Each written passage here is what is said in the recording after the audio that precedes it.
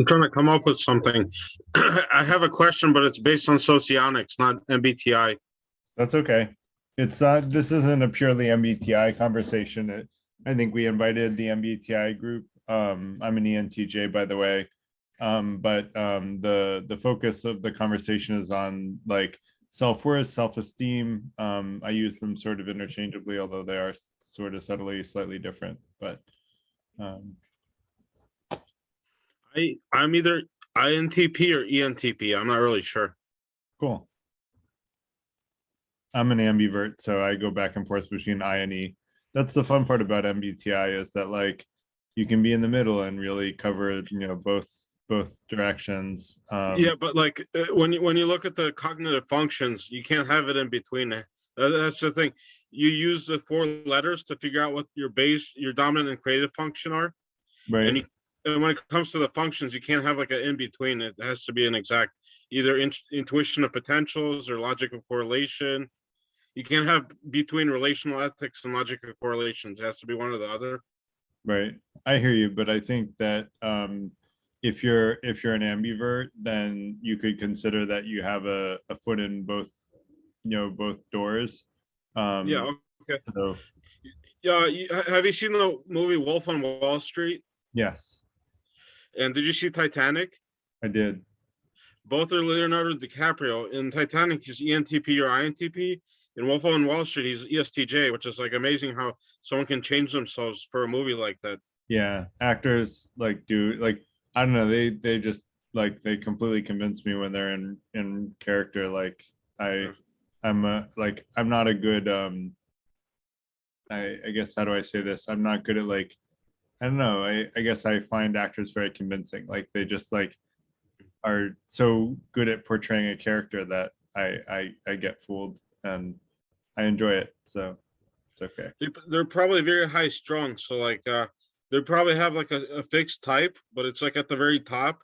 And like they can change everything under it. So I that's how actors I think do that.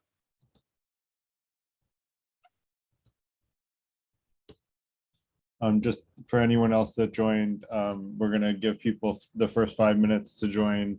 Let me see how many. I think we had a reasonable number of RSVPs tonight. Yeah.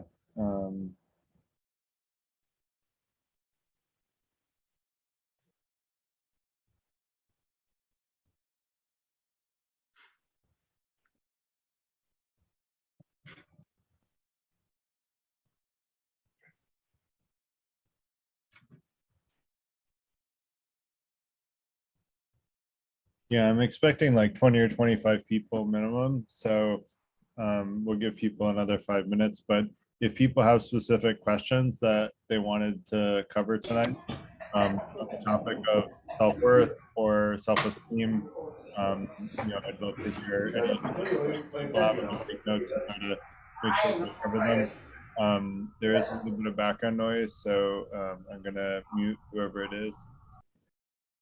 There we go. That did it. You muted yourself. Thank you.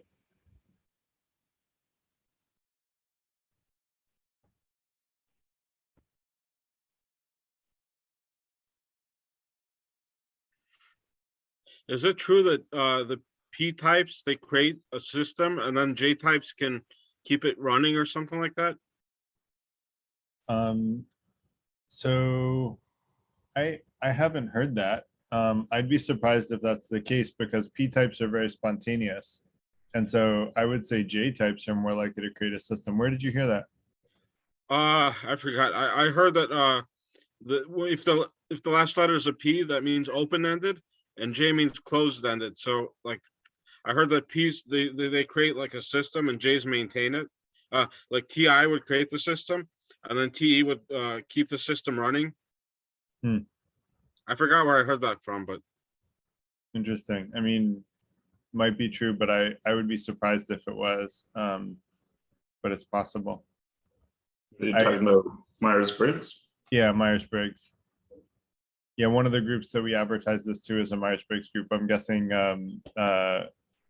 Rostislav. Am I yes, pronouncing that okay? Okay. I'm yes, guessing you're from the Myers-Briggs group, right? yes, Yeah. and socionics also. Cool. So I got a question. yeah, go ahead. I have this book and it has statistics for different like types, and it says that like almost all police officers are ESTJs. And my question is it unfair that they're all ESTJs? Because some people they just naturally clash with that type. So like would that be unfair to them or? An interesting question. I think we're gonna that's not on the topic of self-worth, so I'm gonna suggest we cover that another night. But I would love for you to join the online community and bring that up because I think it's a really interesting question. I haven't heard that police officers were all the same type, but it also doesn't surprise me because there's a certain personality type, and I've done a bunch of different typing tests in my career. And one of them is was like colors. There were 4 colors, and one of them is golds, which are the like to follow the rules type and enforce the rules. And that's probably like there's probably a correlation between that Myers-Briggs type and the gold types in that test. Because it's mostly ESTJ and ISTJ. Yeah. And those had like the strongest percentages. Got it. So I mean that's kind of unfair to some people who just naturally don't get along with that type. Right. No, I mean I could see that being a little bit of a conflict. I'm a little surprised we don't have more people. It's interesting because we had a lot of RSVPs. So let me just check.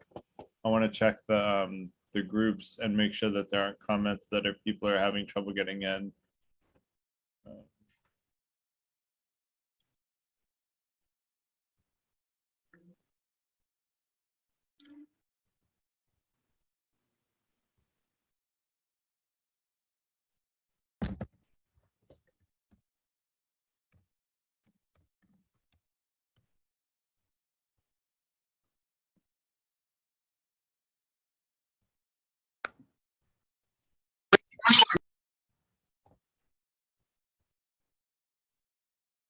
Yeah, you have to register. Do you know that? That might be slowing some people up. You might have just said that. It could be. No, I didn't say that, but I was thinking it. So you read my mind. So yeah, I do think that could slow people down because they may not have anticipated that. So we'll give a few more minutes because I definitely anticipated, at least 15 to 20 people. Although what are we at now? We're at 9. So we'll give it a few more minutes and then we'll get started. But if people have questions that they wanted to cover tonight, feel free to ask now and I'll take some notes and I'll try to cover them. I'm going to sort of walk through like my perspective on self-worth, but we like to make these conversations. So, the speaker usually presents something, but it's really a conversation and, an open forum for talking about everybody's opinions, and criticism is welcome, and alternative ideas are welcome. One of the goals is that everybody be able to think for themselves and help everybody in the organization think for themselves. The Free Thinker Institute is my not-for-profit, and that's what this session is like organized through. So.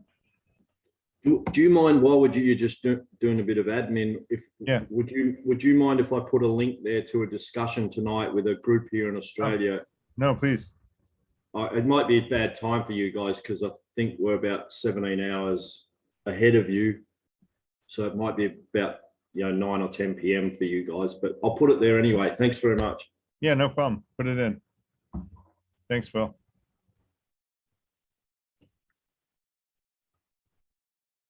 Hello, is it starting soon? Yes, we're going to be starting in the next few minutes. We're just letting a few other people join. I think people are joining a little slowly because of the registration link, but we should be. Yeah, it's my first time attending. I have a bit of a headache tonight, but I wanted to see what this was about.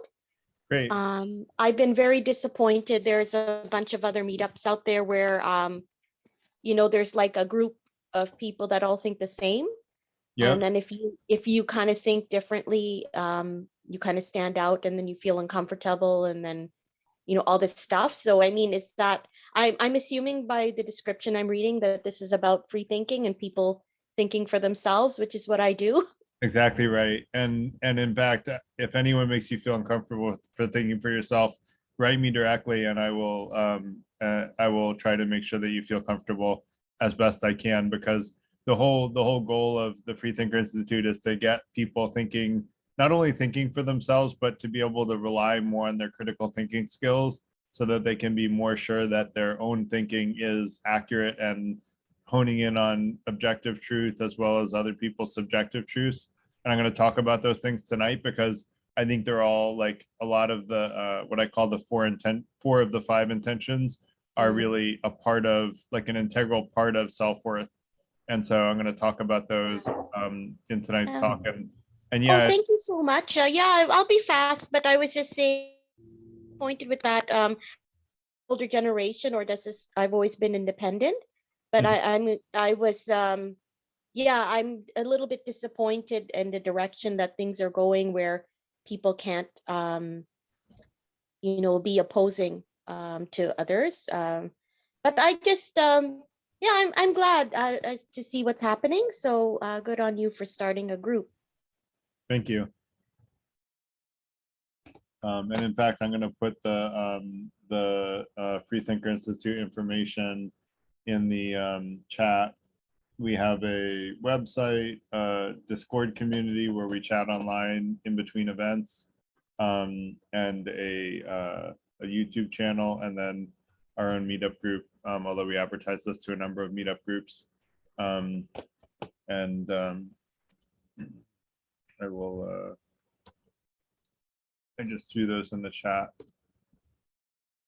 And so let's get started. I think we have enough people to get started. And so I'm going to share my screen and I'll talk a little bit just for 1 second about the organization, which is the Freethinker Institute is my not-for-profit, which is what we do these Tuesday night sessions through. And so we really want to create a warm, open-minded community to help people create transformative personal and professional growth. And I have 3 monitors, so I'm going to be staring up in different directions when I take notes versus when I'm looking at the screen that I'm sharing, which is in this direction. And we really want a community of people that support each other in like personal and professional growth. And we have this really ambitious long-term goal to make everybody in the world enough money that money no longer buys happiness, while still creating a meritocracy of wealth. We really want to share ideas in the short term that increase happiness and decrease harm, which seems like a pretty agreeable type of thing to do. Although, like everything, everyone's welcome to think for themselves, and some people disagree with that, and that's okay. The only rule of the Freethinker Institute is to be polite, and so I will remind everyone that we do occasionally get trolls in our sessions, in which case that person will get booted quickly. We really want to keep everything polite, because that's how we can think reasonably and rationally. Because as soon as people get emotional, they start to like circumvent their logical thinking system. And there's 3 parts of the brain, you may be familiar: the cerebrum, which is the logical part of the brain, but that gets short-circuited by the mammalian or emotional part of the brain, which gets short-circuited by the reptilian or fight or flight part of the brain. And we really want to stay in that cerebrum part. And so, yeah, the only rule is to be polite, but everyone, diversity of opinions are welcome, and criticism is welcome. You're welcome to criticize anything and everything I say. Totally fine with that. I always like to know why someone thinks differently. So feel free to include that in a criticism, because it'll help us get better insight.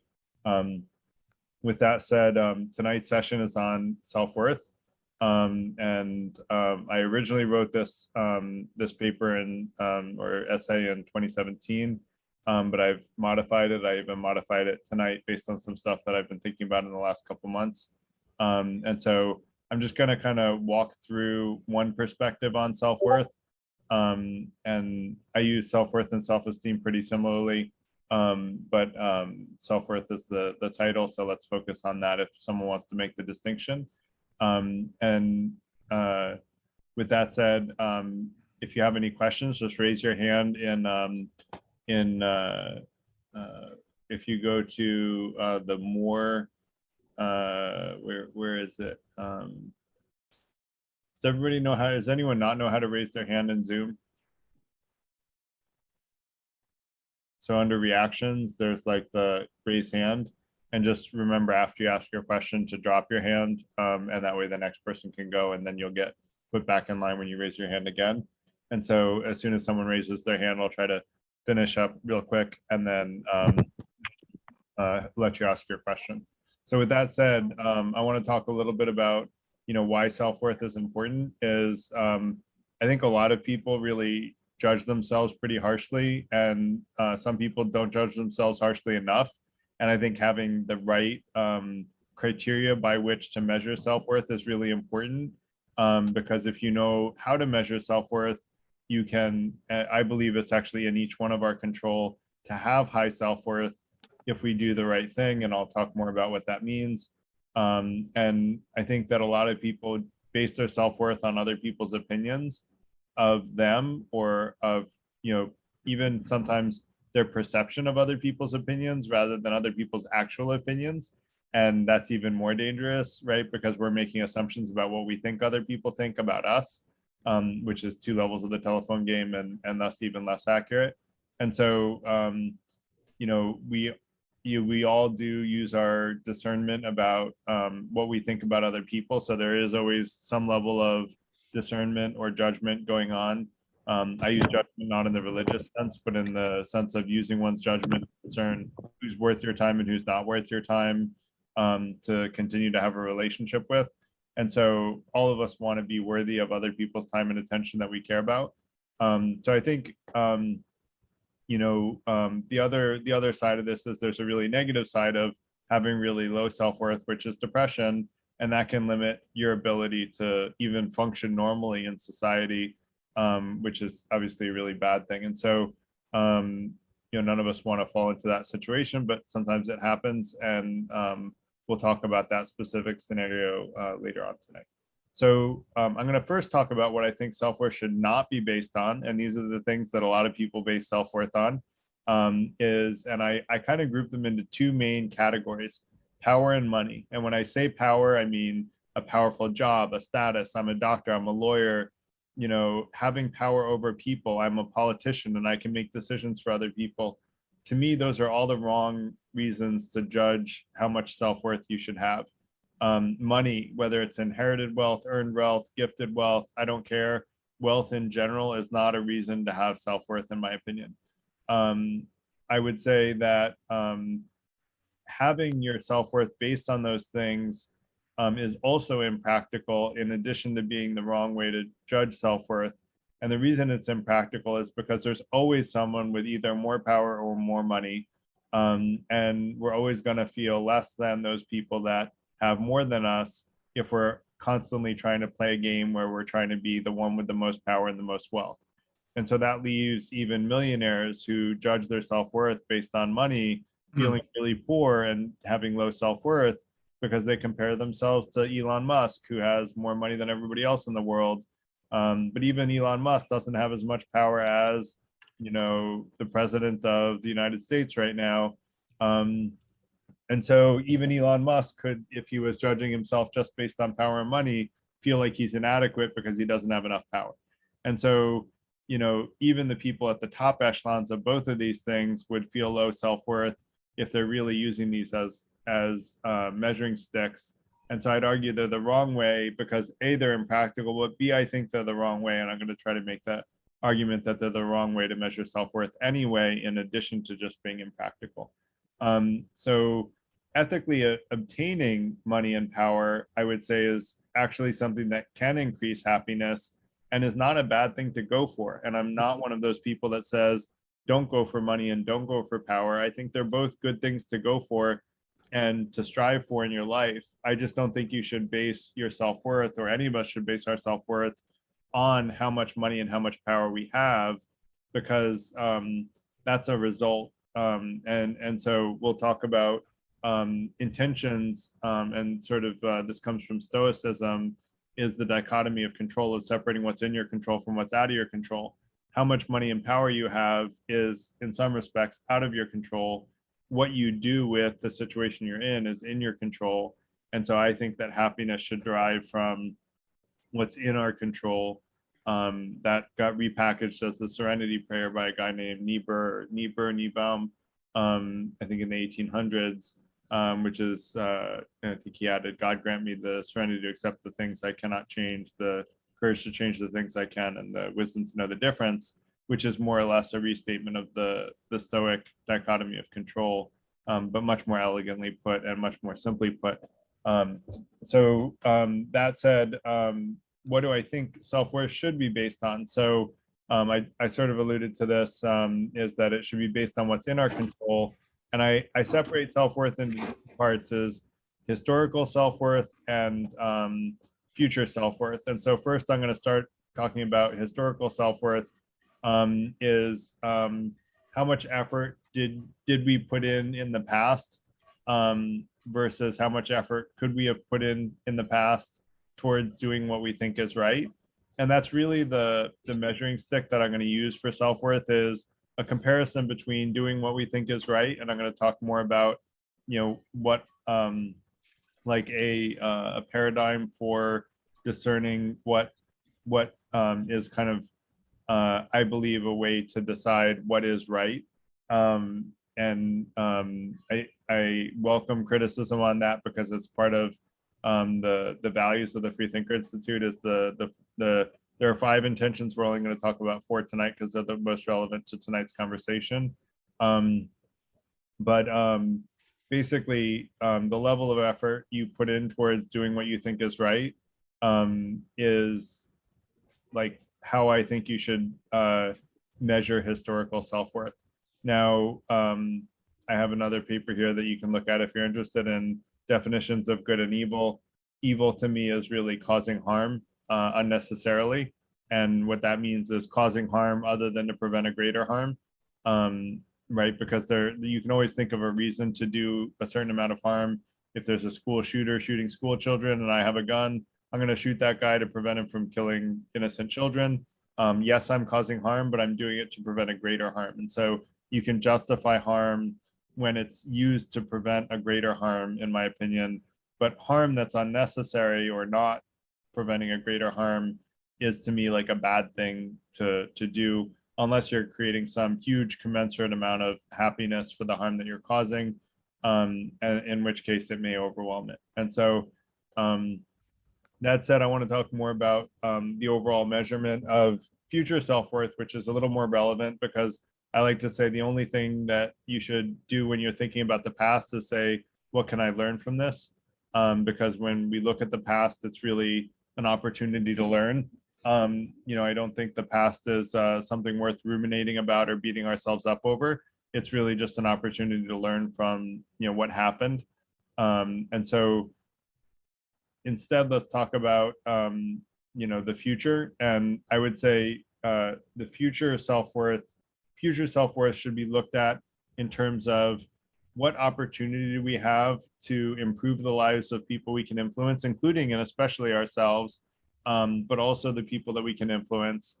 And I would argue that there's a simple paradigm that will help us maximize our chance of doing good. And when I say doing good, I mean increasing happiness and decreasing harm. And when I say increasing happiness, because a lot of people get caught up on the word happiness, I don't mean happiness in the fleeting way. I mean happiness in sort of the, and I'm blanking on the philosophical term.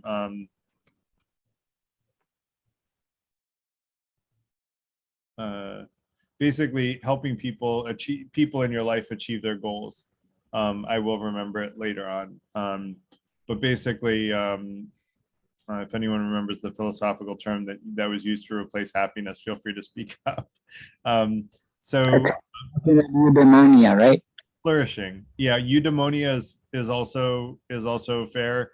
I was thinking of flourishing, which is the more modern eudaimonia, as the Greek term. So both are fair, but essentially it's just helping people achieve their goals. And other than causing harm that doesn't prevent a greater harm. And so basically helping people achieve their goals, to me, is how I measure happiness, although you can measure it based on someone's self-assessment of how happy they are. But that said, I think level of effort that we put in towards helping those in our sphere of influence is significant. And I would argue that the following paradigm is really helpful in sort of acting as a compass of like whether or not we're following the right procedure to be aligned with truth.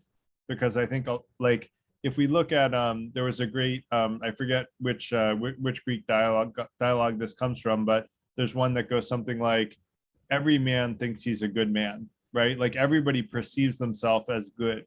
The problem is that a lot of people who perceive themselves as good, a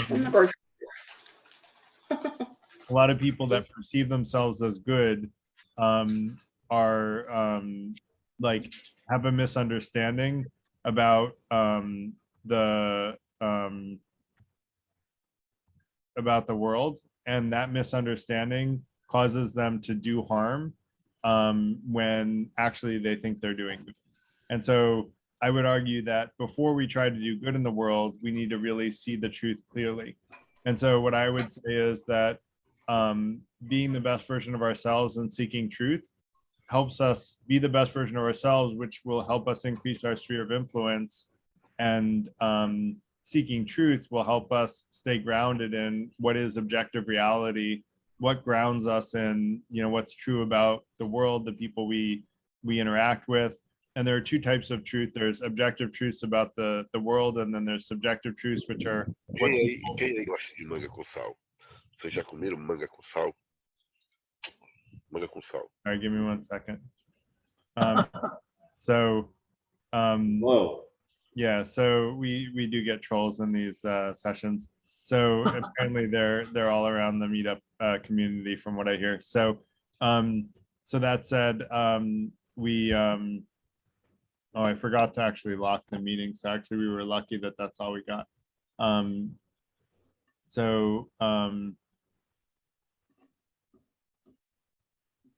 There we go. All right. So and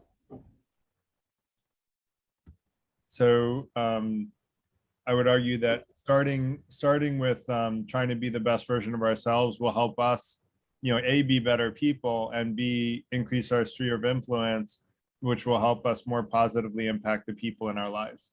And so that to me is a reasonably good thing to go after.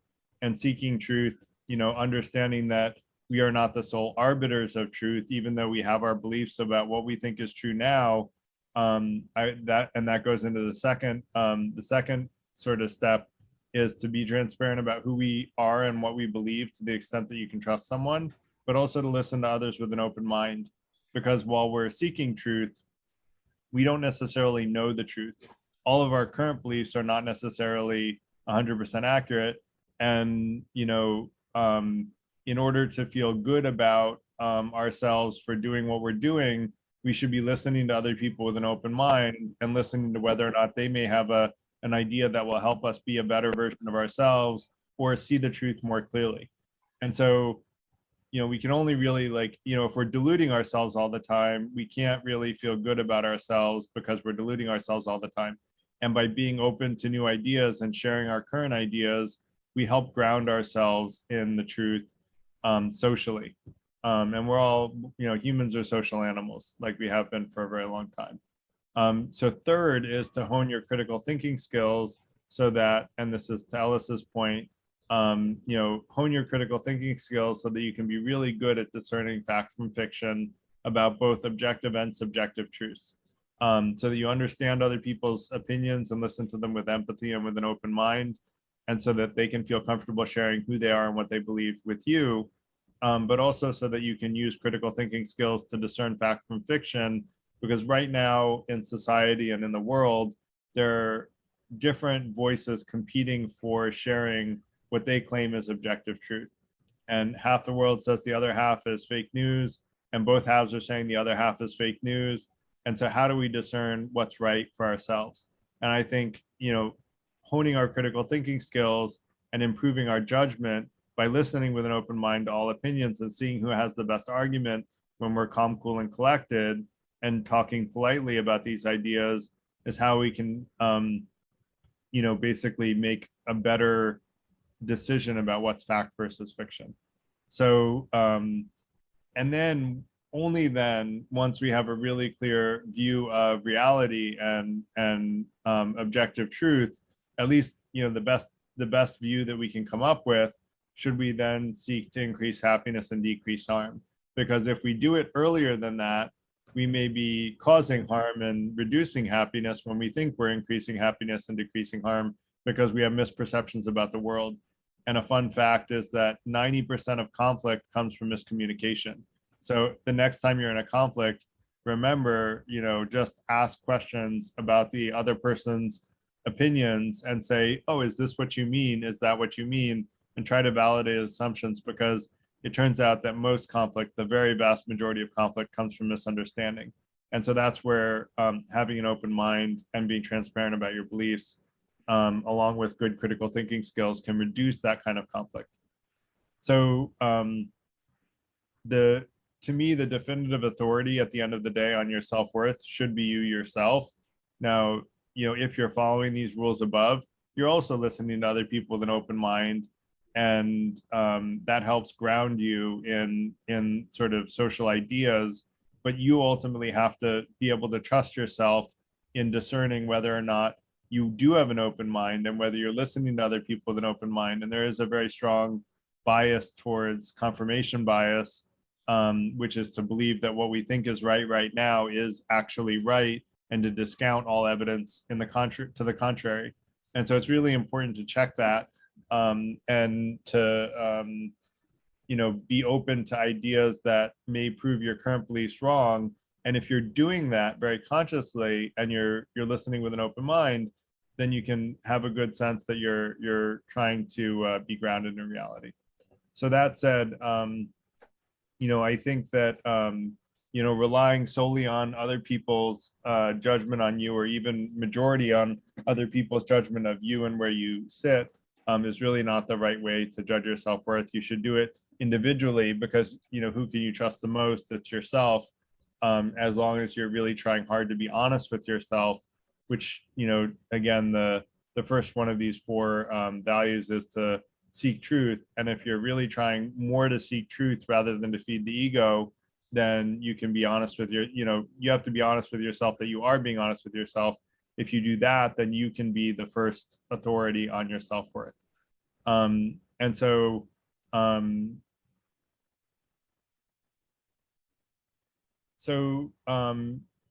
sometimes judgment, your judgment and your best effort may go against the norm. And that was where Ellis was saying earlier, before the conversation got officially started, that sometimes people aren't accepting of different opinions. And I think it's important that we be able to share different opinions, because that's where that diversity of ideas is where the best ideas come from. And while not every idea is a good, as an idea that's going to survive or live on, I actually think of ideas as having their own lifespan, right? Like a good idea is going to last a really long time, and it's going to be spread by lots of people, if people are being loyal to truth. That said, I do want to talk about two sort of special cases, one of which is depression, which when I say that the definitive authority on your self-worth should be you, if you are depressed, the chances are good you will undervalue your self-worth. Depressed people are, naturally negative about themselves, and whether that's what got them there, or whether or not that's a case of, the situation that you're currently in. If you are depressed, you will not necessarily be an objective judge of your self-worth when you are depressed. So I think it's really important to surround yourself with people who are supportive and will help lift you out of that. Getting medical help if you can't get out of it through counseling is also a good idea. But I would say that that's like one special case where I would say maybe you shouldn't simply rely on your own judgment on your self-worth. The other one is narcissism. If you start to feel like your self-worth is always high all the time, and anyone who criticizes you is absolutely wrong, then be open to that idea that you may have some narcissistic tendencies. some people do, and it's important to be self-aware of it in order to get help for it. And I think there are, I guess, like, there are things you can do to sort of check that sort of problem at the door. And I think that listening with an open mind and going back to these 4 sort of paradigms or 4 rules are, can help you reduce the chance of having narcissistic tendencies. And so that's really, I don't have a ton of material. It was like about half an hour, but I would love feedback, thoughts. Does this make sense? What does make sense? What doesn't make sense? And would love to hear people's thoughts or ideas, or alternative opinions or support, anything you want to share. Garrett, Yeah, I wanted to share something. go ahead. I noticed that, like, if I come up with my own ideas based on logic, people don't give it as much value as stuff that they read in textbooks, because they think textbooks are the ultimate reality and truth. And when I work really hard to think about something, it lowers my self-esteem, because they just say, "Oh no, you're wrong. The book says this," and you're just pulling it out of your behind. Yeah, so really glad you brought that up, Rostislav, because I think there is a very common tendency to believe that authority always knows what's right. But if we think about, like, history, right, authority has like at every point in history, authority was wrong about lots of things. At one point, Galileo was being, ostracized for saying that the world was round, right? Everyone was like, who are you to question whether all the books say the earth is flat? Like, who are you to say the earth is round? And so, like, the innovators are generally, like yourself, it sounds like, Rostislav, are generally looked at as being wrong until, someone gives them an open mind and looks at it with their own critical thinking skills and goes, hey, wait, this Rostislav guy actually has a pretty good point, and maybe we should listen to him. And until you get a critical mass of people supporting an idea, it doesn't always take flight. But I think as long as you, Rostislav, are listening to with an open mind towards their criticism of your ideas, and you're saying, do they have a good reason to not agree with me? Yes or no? And if they don't have a good reason to think that you're wrong, then keep believing you're right. And if someone comes up with a good reason that you're wrong, then change your mind. I like to say, like, the only time someone is wrong is when it's clear that they're wrong and they don't admit it. If you're wrong and you admit you're wrong, you're immediately right again, because you changed your mind and now you're more right than you were when you were wrong. So actually, go ahead. I'm sorry. Yeah. There's also, like, certain things we're raised with, and, like, there's no reason why we believe in it. It's just like the foundation. And when people start questioning each other's foundation, then it, like, becomes emotional, I think, because no one is right or wrong. It's just like at our very core, we stand for something, and everything else is based on that. Yeah, I think that's a great point, Rostislav, and that's part of why listening with an open mind is so important, because we want to give people the open mind that they might be right and they may have a better idea than even the authorities in question. And so, but some things can't be updated, though. That's the thing. Like, there's, like, a part of our foundation that we can never change. And even if someone proves it, you'll just get angry. Some people just get angry at that, and they can't change it because it's too deeply rooted. Right. So some people are really stuck. There's a concept of fixed mindset versus growth mindset. And some people are stuck in fixed mindset and think that they can't change. The truth is the brain is very malleable and can keep changing. And with that said, I want to let Marshall go because he has his hand up, and we have a couple of other people with their hand up. So go ahead, Marshall.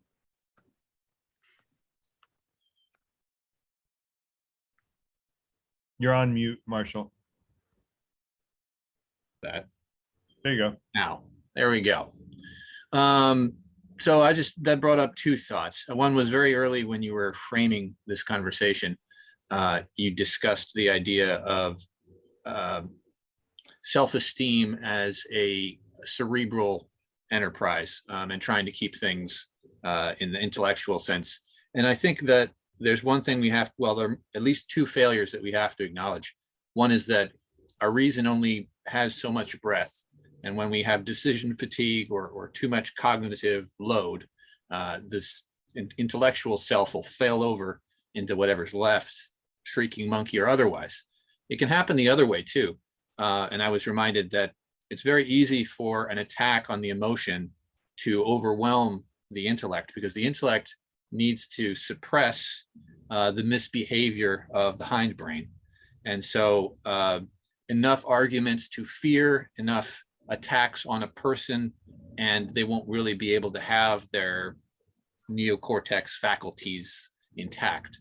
So I think there's two important failures to remember in our own esteem as well, that those can fail either from the bottom when the emotions and the base needs are attacked, or from the top when there's simply too much for the intellectual side to address. Yeah, I think those are great points, Marshall. I'm glad you brought them up.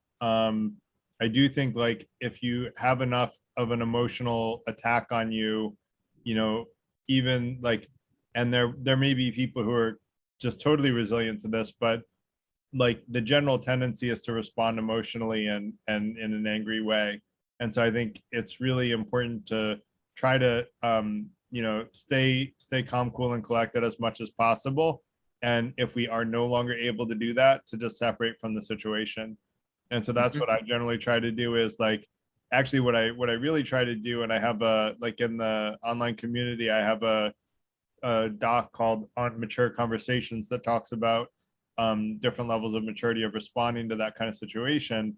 And what I think we should do is like ask someone why they're saying what they're saying, right? If you put someone on the spot about, well, why do you think I'm a complete idiot, right? Like, help me understand, why do you think I'm a complete idiot, right? Then you open up the door for them to try to explain themselves. And usually if they have a totally irrational belief, they have no way of explaining themselves other than maybe to insult again. And if someone just keeps doing that, then they're no longer worth your time. And so you move on. But great point, Marshall. And I do think, we can be overwhelmed. And if the brain is overwhelmed, it could probably move into an emotional state. So with that said, Robert, go ahead. Thanks. Yeah, I think, I don't know, in general, I like to think I'm like a cool, calm, collected type of person. But I do think something like self-worth does have a strong link with emotions. I think it can easily trigger emotions. Like it can make you feel really good, or it can make you feel really bad. Both ends of kind of that spectrum. So it's hard to, I don't know, I kind of have the idea that logic and emotions kind of work together in a lot of ways. Yeah, for me personally, I feel like I only achieved a healthy sense of self-worth last year after I quit my job, because I stopped using achievements in my career as sort of a measure of my self-worth. That kind of no longer applied to my life. So I was sort of free from those measurements. And yeah, I think potentially any form of measurement could kind of have a similar negative effect. Because if we can't live up to those standards, then it means that we're essentially failing and our self-worth is low. And then if you have low self-worth, it can be very discouraging, which leads to not meeting the standards again. And it kind of is susceptible to sort of a negative spiral. Potentially the opposite could be true too. If you meet your standards and if you meet your achievements, and it's encouraging and you want to keep going. But I just feel like, yeah, once you stop meeting the standards, it's very easy to say, I'm worthless, I guess. My self-worth is, I'm not living up to the standards that I want to live my life as. Right. So I don't know, I'll go back in line, but yeah, I just wanted to throw out the idea of what if we didn't use measurements for self-worth? What if self-worth was its own objective truth?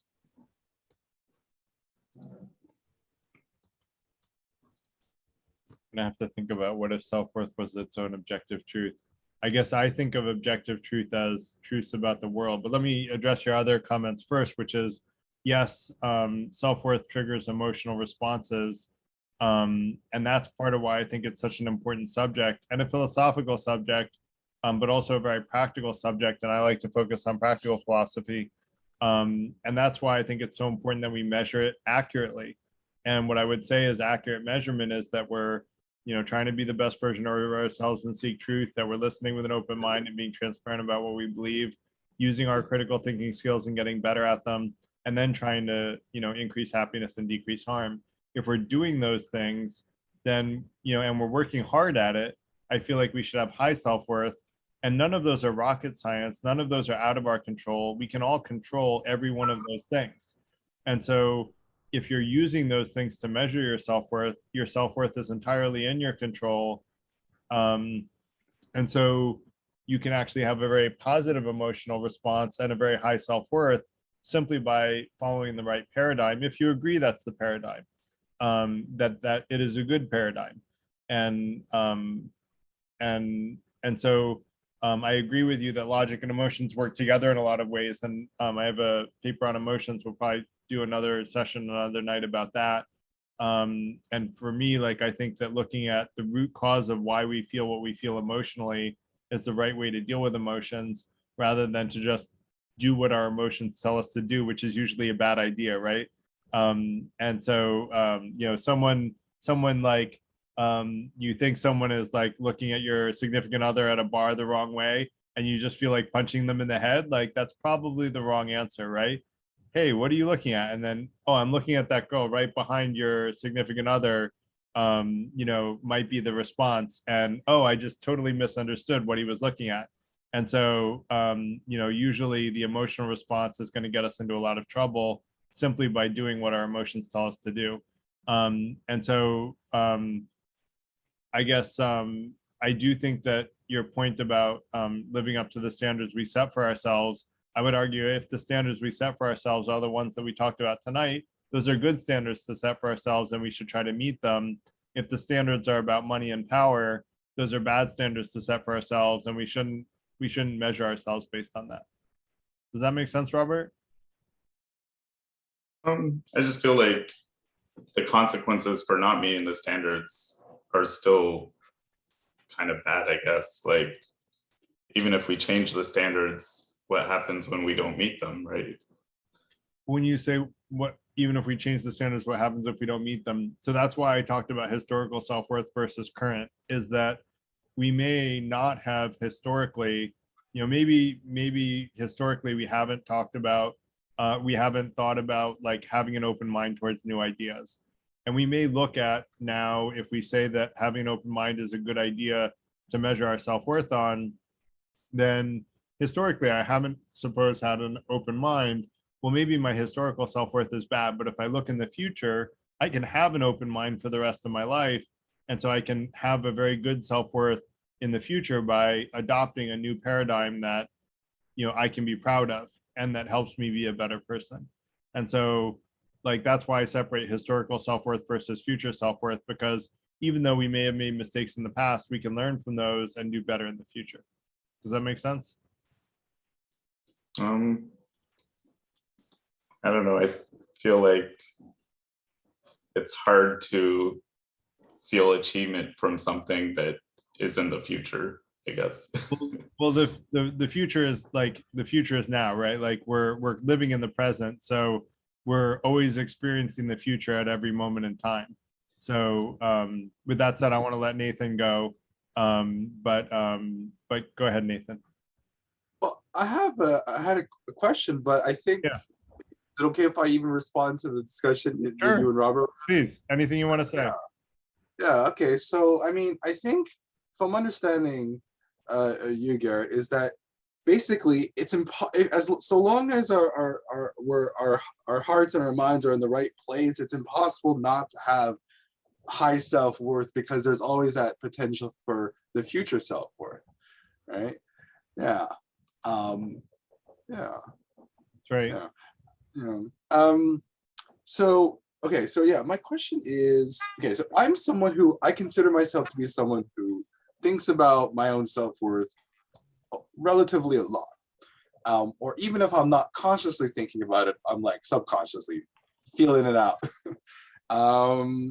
And I guess I'm wondering, are there people, and I'm sort of asking this for everyone, does anyone know anyone where, is it possible that there are people for whom self-worth is like a non-factor in their life? Like to them, they don't even care about their self-worth, high or low or anything. Or could it be that there's a significant proportion of the population that is like this, maybe 30%, 50%, heck, and I'm not even aware of this. And I guess I was wondering, does anyone know anyone like that? And then a follow-up question to that would be, is caring about your own self-worth like a value in and of itself? Is that a worthy thing to be caring about your self-worth? Yeah, there we go. I'd love for people to write in the chat, do you think about your self-worth a little, a lot, not at all? You know, for anyone willing to chat, like to write in the chat, and that way, for Nathan's question, like about how much people think about it, anyone willing to say, I'll write mine. Can I just interrupt very quickly and say that I heard the Dalai Lama, somebody asked him about this, and he said, we don't got no concept of what you're talking about. They haven't got this thing of low self-esteem or low self-worth in Tibet and through a lot of Asia, where Buddhist culture is really predominant. It's not a thing. They don't really even have a word for low self-esteem or low self-worth. It just seems to be a monster that's risen out of our neurotic Western ways, apparently. And he was really sort of perplexed by, how can you have low self-esteem or self-worth? And it's a new concept to them. I think that's really interesting. You know, I that came up in the online community. I'm not sure if it was you that mentioned it, Will, but someone did. Okay, someone did mention it, and I did a little Googling about self-worth in the East, and actually it turns out that what the article wrote about is that Japanese people are typically given a perceived value, a perception of having low self-worth, but actually they argued that self-worth is actually high across the world, including in the East and the West. So I don't know that it would be accurate to say that Easterners don't think about self-worth if they are saying that there's an international study saying that people across the board, across all parts of the world, have high self-worth in general. And again, I would argue that most of us are intuitively have a sense of right and wrong and are trying to do the right thing. And therefore, I think it's actually valid that most people have a high sense of self-worth, because I personally have a lot of faith in the average person in being able to discern between what's right and wrong and good and bad and doing the right thing. You know, I've had my wallet returned to me with all the money in it, right? Like that's a pretty good Samaritan. And maybe I was just super lucky, but like I know other people that that's happened to. And so I guess I have a lot of faith in humanity. But that said, I want to let Douglas go.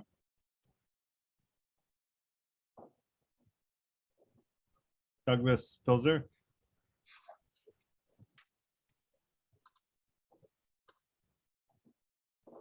All right, maybe we'll come. Go ahead. Oh, we lost him. So Venus, your turn. Del Toro. You're on mute, I think. Actually, Yamaha doesn't support that functionality.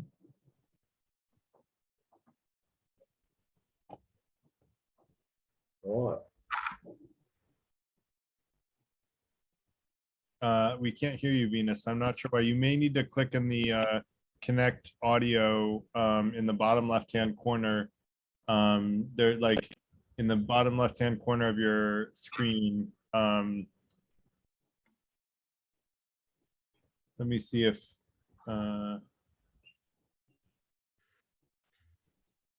I don't know why. Try looking at your audio settings, Venus, but we can't hear you. If anyone can if anyone's good at Zoom and Venus, do you have if you can type in the chat if you have a Mac or a PC, and if anyone has the same platform, I can tell you on a Mac if you go to where is it? If I may, I see Venus is on the participant list. I can see her microphone symbol and her camera symbol, which would suggest to me that her Zoom account is connected to audio. So this might be like a microphone problem, and I would recommend clicking on the little up arrow next to the on the bottom left on the audio, clicking on audio settings, and then you'll see like test mic, and then you'll see a drop down menu of different microphones, and then you can test out the mic there. Okay, we just heard you, Douglas. Okay, yeah, I thank you for letting me speak, because 15 people were killed today. So, okay, these different things. I understand what you're saying, but we've got to address the issue that's out there right now. This is a breakthrough. 15 people killed today. Again, we're having all these different things.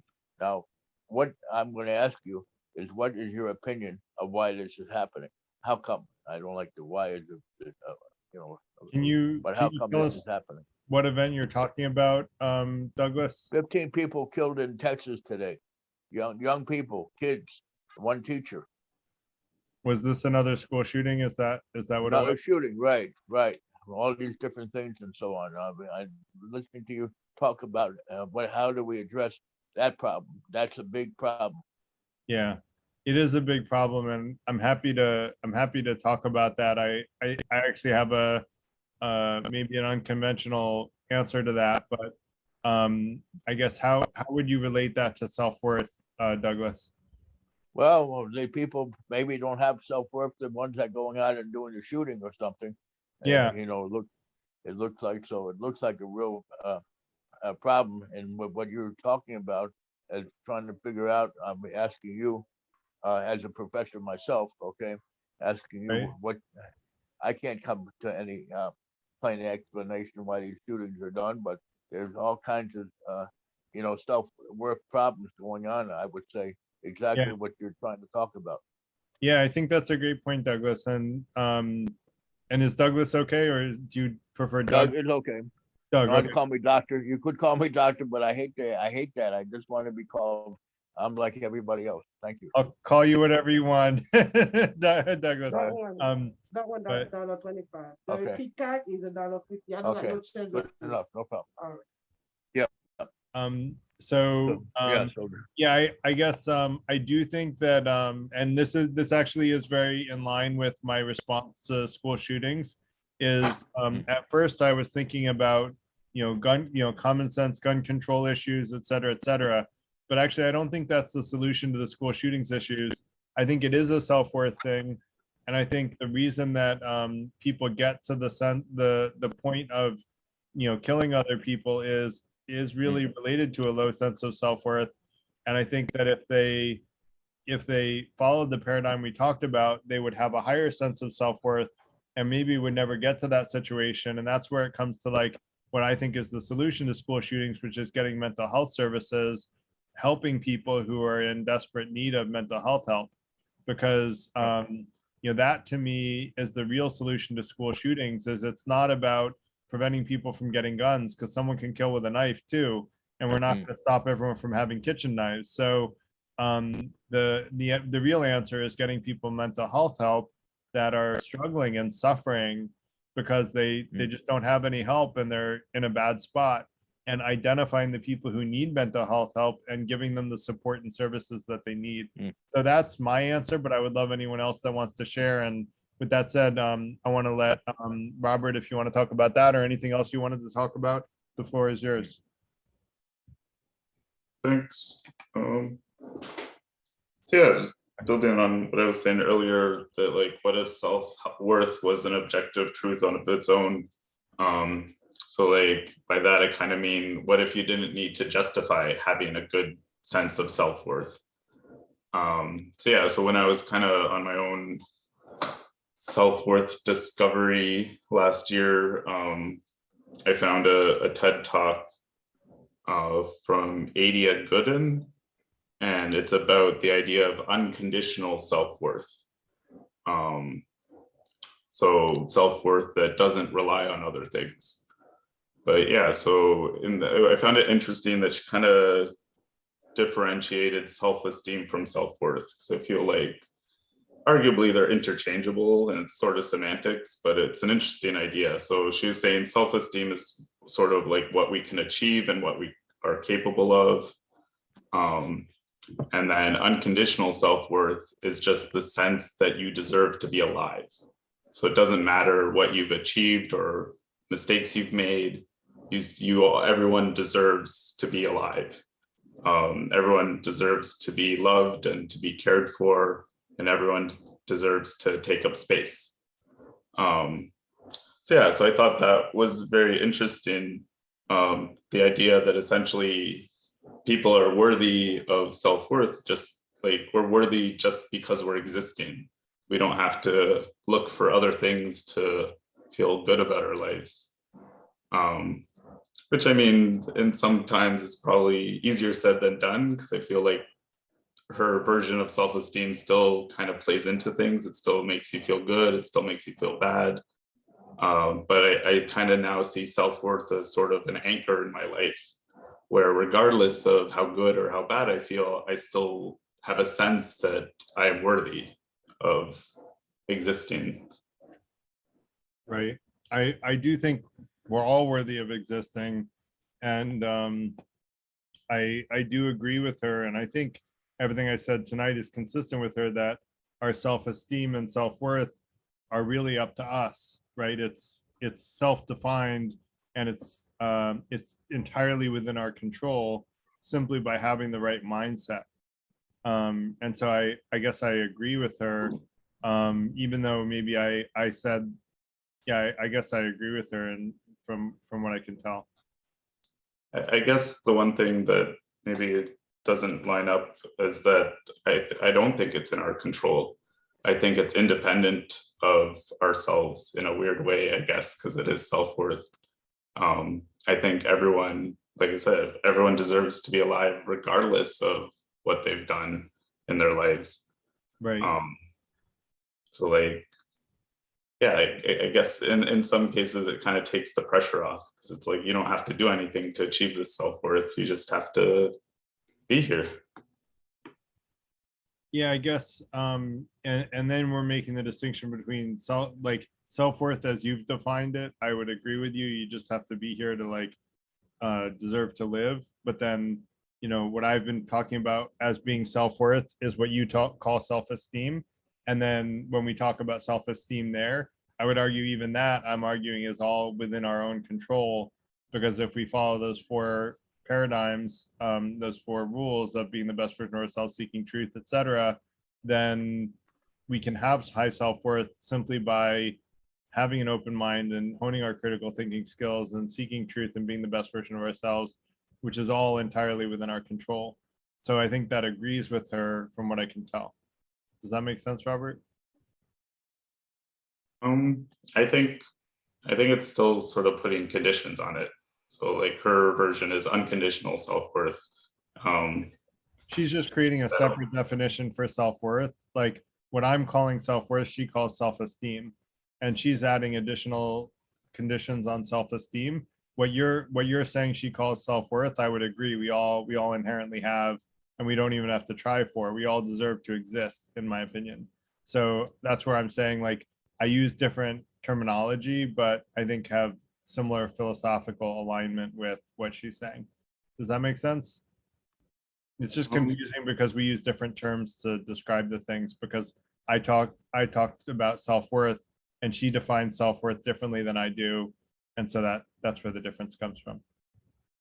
I guess, I don't know, I'll go back in line, but yeah, I think there's still is a difference, I guess.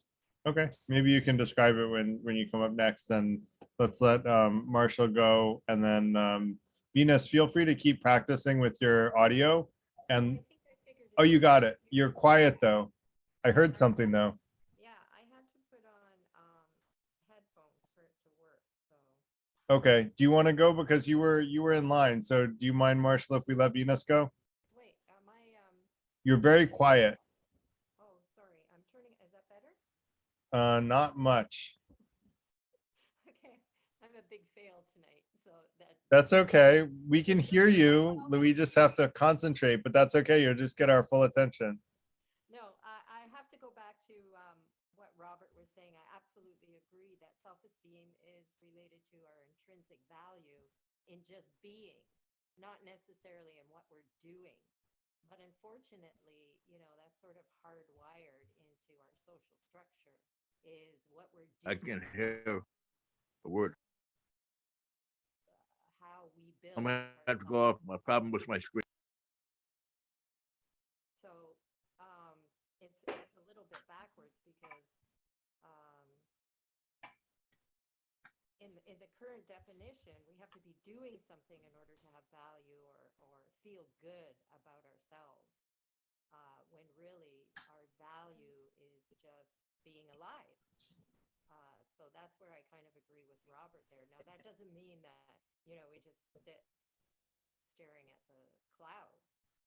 We can actually build on our value systems and how we're feeling about ourselves by the very things that you said, being the best versions of ourselves and challenging ourselves to be better versions of ourselves, which it makes us feel good, and there's nothing wrong with feeling good. But if we tie all of our value and our self-worth in that, if we don't achieve a certain target or a certain goal, then our self-esteem, there's a danger of allowing that to plummet because we're missing the mark, sort of thing.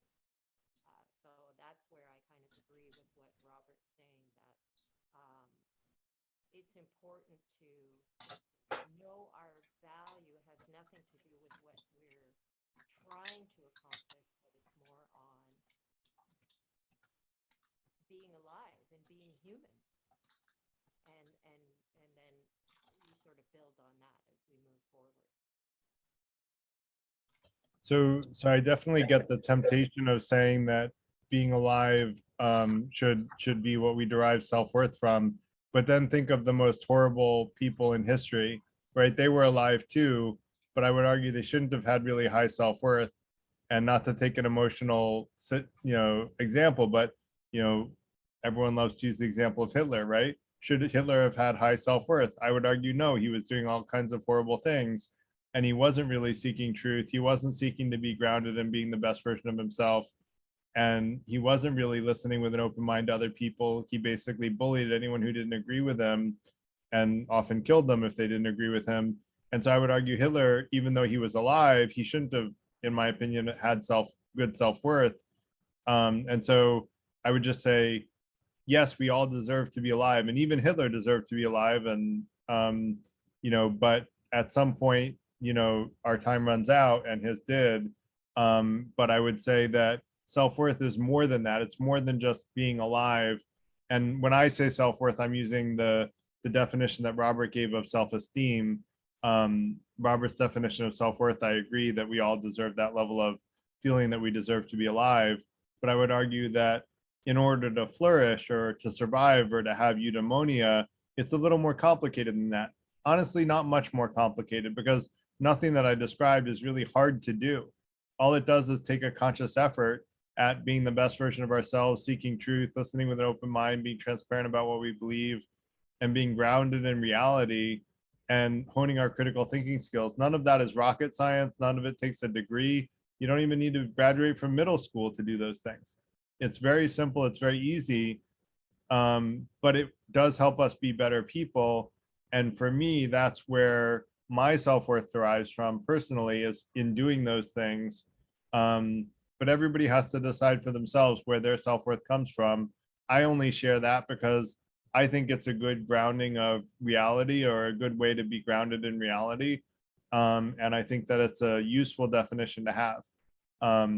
Does that make sense, Venus? Well, I You're really quiet again. Maybe I'll get closer to my microphone.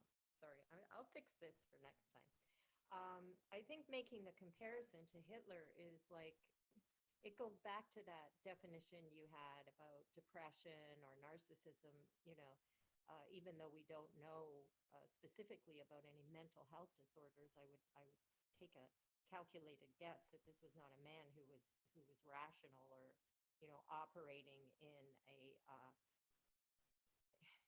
in a sense of normalcy. So I don't really see that I think we're talking about basic, decent human beings when we're talking about self-esteem. So, that's why, and when you're connected to the beauty of being and being alive and understanding all living things, you're not really going to want to do harm to other living things. You're going to want to be respectful in the way, sort of love thy neighbor kind of thing as you would yourself. But that love comes, that value and that care and compassion goes towards self first before it's given to anyone else. And so when you have that intrinsic value within yourself and knowing that your value is just in being and being alive, then it sort of is a natural order of things to treat all living things with that same level of care and compassion. But there are those, of course, I agree with you 100% that, they may be very, like megalomaniacs or, as you said, narcissists that, they feel indestructible. But it doesn't necessarily mean that they're framing their perception of self in an appropriate way. Yeah, I agree with you. And I think they're actually tortured souls. I think that Hitler himself was a tortured soul. And I think most of the people in those situations are, and I don't think they're truly happy. Like even the narcissists, I don't think are truly happy. And, and so with that said, I want to let Marshall go. Okay, I'm going to try to link some things together, but yeah, I think it's something we're sort of missing from this conversation is how integral to mental health our biology is, and then our esteem is certainly based in a hierarchy of needs. If you're in war-torn Ukraine right now, it's very difficult to be at peace, especially if you're under attack. Those are dependencies that we need, and we are very fragile beings. We have to, acknowledge that. So I'd like to talk about mental health as a component of that. And really our esteem is based on a number of things in our life supporting that level. If you look at Maslow's pyramid, it's up there a bit. So yeah, that's what I'm thinking of. And I'm also thinking of the breakdown, because we have to remember that as a lot of our instincts give us clues about how to survive, fear and anger are support mechanisms that if we use them appropriately will guide us through life. And I think esteem is another one. Why do we feel loss of esteem? We're a social species to a significant degree. And so esteem and self-esteem have a big component of the social and the social animal in us. And I wanted to talk about two breakdowns. One is, of course, narcissism, in which our self-esteem is highly inflated and we reject all attacks against it with great sensitivity. Two things narcissism develops is high self-esteem and also sensitivity to any attack against esteem. The other thing I wanted to talk about was mania, which actually speaks very much to Hitler, because as you may go back into history, amphetamine was a favorite of all the Nazis, and Hitler himself used a great deal of it. And it does something that many of you might not be familiar with, which is to bring on a feeling of inflated ego or mania. In a state of mania, there is heightened energy, but there is also a complete confidence in action and in rightness, where a person who's in full mania basically can do no wrong to themselves. So we should be aware that our systems can break down. This is a biological frailty, and we can have people who do drugs or who otherwise get into mental realms that are very unhealthy. So it's important to remember those chemical, biological underpinnings and to address those, and not simply say, with good reasoning and healthy behavior, we can surmount our biological needs, when really our biological needs will be there, and we do need to address those mental health concerns if they occur. Yeah, thanks, Marshall. Appreciate that. And I think that's the Maslow's hierarchy is a great complement to the 4 intentions that I was talking about, and the goals of the Free Thinker Institute, which is help everyone make enough money that money no longer buys happiness. That covers physiological needs and safety needs, and then trying to create a warm, open-minded community creates a sense of belonging and love. We're talking today about self-esteem, and then self-actualization is, right, becoming the best version of ourselves, which was the first thing that we talked about tonight as far as how we derive self-worth. And so really what we're talking about is trying to create a community that helps people move up Maslow's hierarchy of needs.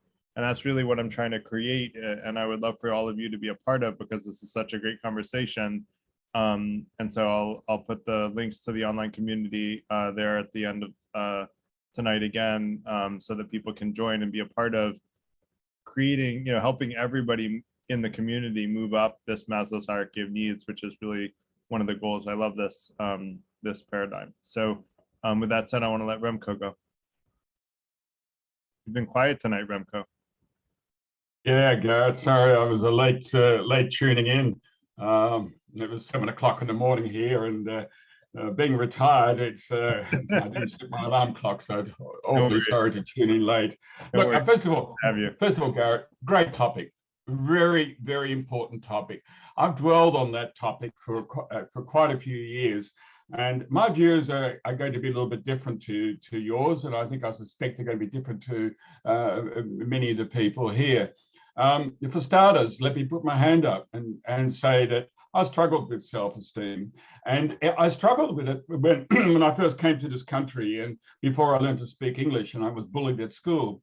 And that left a legacy, and it left a legacy which I struggled with for the first few decades of my life. And what I began to realize slowly, and it took me a long time to get to that, was, and I'm jumping ahead because it's a very complex topic, and I could talk on this for half an hour easily. The first thoughts are that I have a view today, jumping ahead, there are no spare parts in the universe. There are no spare parts in the universe. Let me repeat it. It's that notion that we're all individual and quite unique, but our culture puts us into boxes, and we present ourselves to the world from a particular facet. And from that particular facet, which in my case was in engineering and economics, I compared myself to the world. I had blinkers on, and I found that using Wittgenstein, Wittgenstein wrote, I hope some of you may be familiar perhaps with his Tractatus, and he explored that when we communicate, it's first of all, it was about the image that was in his Tractatus, but in his posthumously published publication, the Philosophical Investigations, he makes the point that it's not the context, it's the context that has to be taken into account. It's the game that's being played. And when you tune into that, and I spent some time exploring that, you find that the majority of people, now this may be me looking at the world, the majority of people are playing a game. And that game is a sort of an unanswered question. I'm all right, aren't I? I'm okay. It's the question. It's endemic, this sense of competitiveness. This competitiveness, as which is in business, has been brought into the school environment, and it's all made us all very competitive, all very comparative. And that is a toxic attitude. Now, in my country, this is in Australia, if you haven't worked it out, in my country at least, they're taking this out of the school system, and they're trying to bring out the individual so that we're motivated, not by looking over our shoulders at others, that we are being teased out to bring out our best. And that was the thing that I struggled with, because I was always looking over my shoulder. And I'm in a phase of life today, and as I mentioned, I did a degree in economics, which was all about competition. I say there is no competition. Now, that's going to be very controversial, and some of you are going to say, well, come on. No, there is no competition. There is no need for competition. Any business is actually competing with their market, with the individual. You're not competing against the other business. That is a description. But that attitude, it's that attitude that has created the notion of self-esteem. And I think we need to wake up to that. And there is no need to compare. And I look back and I think I was always comparing myself because I was going to let these Aussies get the better of me. So I don't know whether I'm making sense to you, but I feel very passionately that there is no need for the notion of self-esteem. It is something that is conditioned. I think it's time that we began to just relax. And if we're not feeling good enough, then change your environment. It's not about yourself. You need to change your environment, or you at least change your attitude. Look, there's more than I can say, and I've got a phone that's ringing, but which is probably the bell to shut up. Anyway, there's much more I can say, and I don't want to dominate. But that's my view. That it's an adopted, discretionary, toxic attitude that we have engendered, and people of my particular generation are still suffering from it. And I'm suggesting it's a very dominant attitude of not feeling good enough. And if you listen to it, I think most people are playing that game, are feeling reinforced that they're all right. Yeah. Well said. Thanks, Remco. And when I listened to the beginning of what you said, the I'm okay, aren't I was thinking of ego and egotism. And I agree that ego and egotism, and actually we're going to do another session another night where I'm going to try to make the case that ego or egotism is the root cause of all human-induced problems in the world. And I agree that that's a bad thing. I would argue that self-esteem or self-worth is different from that. And we may get into a semantic distinction without a difference, or with a significant difference rather, between those two. And so that we might want to punt for a little bit later. But I would distinguish between self-worth and how I feel about myself and my place in the world. And I think that's a good thing to care about. But egotism and defending the self and competition and I'm better than or I am the best is a bad thing. And I'm a much bigger believer in collaboration and competition. Sí, quiero mi gafas, por favor. Gracias, princesa. Sorry. Gracias, muñeca. So Venus, let me let you go. Sorry, my daughter's just found my glasses. Gracias, princesa. Venus, go ahead. Oh, I still have my hand up.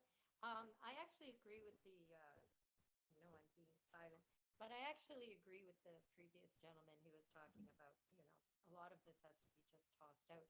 But there's this psychologist from Mississauga, he created the system nonviolent communication, where, he speaks in terms of, I don't remember his name, but, that most of us are taught to communicate like jackals when we should be communicating like giraffes, because giraffes have the biggest heart in the animal kingdom. But basically, his foundation is that every sort of communication is trying to express a basic human need. And if we can get underneath the conflict and look at the need that's trying to be expressed, we can come from a definitely more open-hearted and compassionate view, and we can drop the need for conflict or the need to be right and come with a more cooperative, collaborative approach. A lot of society teaches us that vulnerability is a weakness and, something that we need to be hiding. But the truth is we're all vulnerable creatures. And the more that we can share these vulnerabilities in a safe space, the less we may feel the need to allow the ego to take over and perform that one-upmanship on one another. So that's all I wanted to say about that. As far going back to the communication you were saying about the conflict that is often found in communication, that if we approach it from what is the need that this individual is trying to express to me, we can be less defensive or combative in our communication style. I guess I should take my hand down because I really wasn't going to comment Thanks. We do have to work on your sound, Venus. So we'll figure it out hopefully by next time. If you want to practice. Work on that, I promise. Oh, you came across really much better right there. So maybe we get you to speak up a little bit extra tonight. I have to stop buying my headphones. I can't hear her at all. I can hear her, but she's very quiet. Will, sorry about that. But Nonviolent Communication is a great book, Venus. Thanks for bringing it up. I highly recommend it to people. I read a book summary on Blinkist about it. For those that don't have the time to read the whole book, Blinkist has a great book summary of it. And thanks for your comments, Venus. I'm taking my hand down now. Great. Robert, go ahead.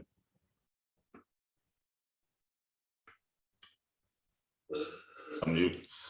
Yeah, sorry, I didn't get all of that, but I don't know. I like the idea of kind of communication and how communication leads to conflict. And I wonder if I kind of led me to the idea like self-worth is sort of a form of communication with ourselves. So we're telling ourselves like what is our value, or what accomplishments can we feel good about. But yeah, just thinking about earlier comments, I would argue that possibly people like megalomaniacs or dictators might not have, like they might have a high self-esteem, but they might not have a high self-worth. I think it was sort of touched on earlier that like a low sense of self-worth can lead to people doing bad things. And I think in some cases it can even be used as a justification to do bad things. Because if you don't see yourself as worthy anymore, or if you see yourself as unable to achieve that worthiness, then you might not feel motivated to do good things.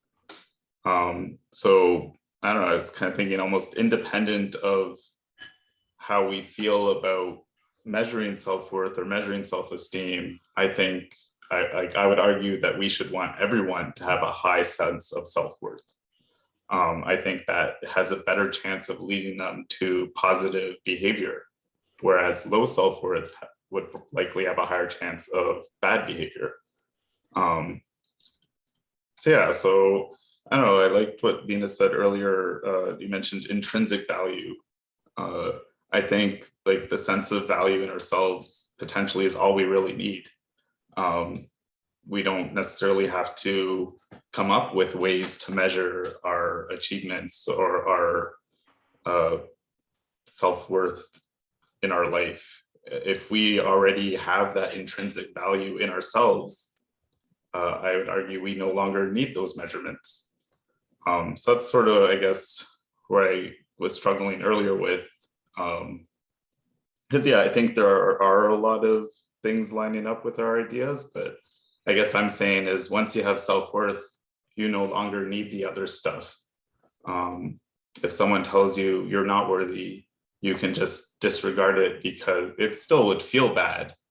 But if you have that foundation of self-worth inside of you, it no longer makes you feel like you've taken a step back because everyone's self-worth is equal. Oh yeah, and the last thing, I feel like you don't have to be the best version of yourself. I'm not sure why we hold ourselves to that standard. The best version of myself is me all the time. I regardless of what I do, I can't achieve that. I just am that. I don't know, that's sort of what I said earlier, that I do think about myself. I said in the chat, I think about my self-worth a lot, but I don't, what did I say exactly? Yeah, I don't question it. I don't doubt it anymore. So that's sort of where I've come from. Anyways, thanks. Thanks, Robert. And yeah, you'll notice that none of what I talked about in self-worth had to do with achievements. I said nothing about achievements, only about intentions. Everything I talked about was about intentions, not about achievements. And so I agree with you that achievements should not be what our self-worth is based on. That's money and power. Those are achievements. And that's exactly what I said self-worth should not be derived based on As far as like having a foundation of self-worth and then being immune to all criticism, I don't think that's good either, because what if you're doing really horrible things, right? You know, Hitler was immune to self-worth too, but I would argue that's bad. He should have been open. Was he though? What's that? Was he? I feel like I'm sure people criticized him, right? Like there were Was a plenty of people that megalomaniac, criticized Hitler during his rise to power. He got criticized so much that he was embarrassed and ridiculed and made fun of over and over again. He was the laughing stock of Germany for a period of time. So imagine if he had a good sense of self-worth rather than being criticized and put down so much. It's, to me, it seems likely that He got that, a right? good sense of self-worth He got a good lead to sense of more self-worth positivity. so that he was immune to all criticism. He became so numb to criticism that he became immune to it. And he said, I am the person who deserves to live the most. My life is more important than everyone else's. And he had a very high sense of, you know, when you say self-worth, you're saying deserving to live. Hitler felt like he deserved that, right? And so he felt like he deserved it so much that he was beyond criticism.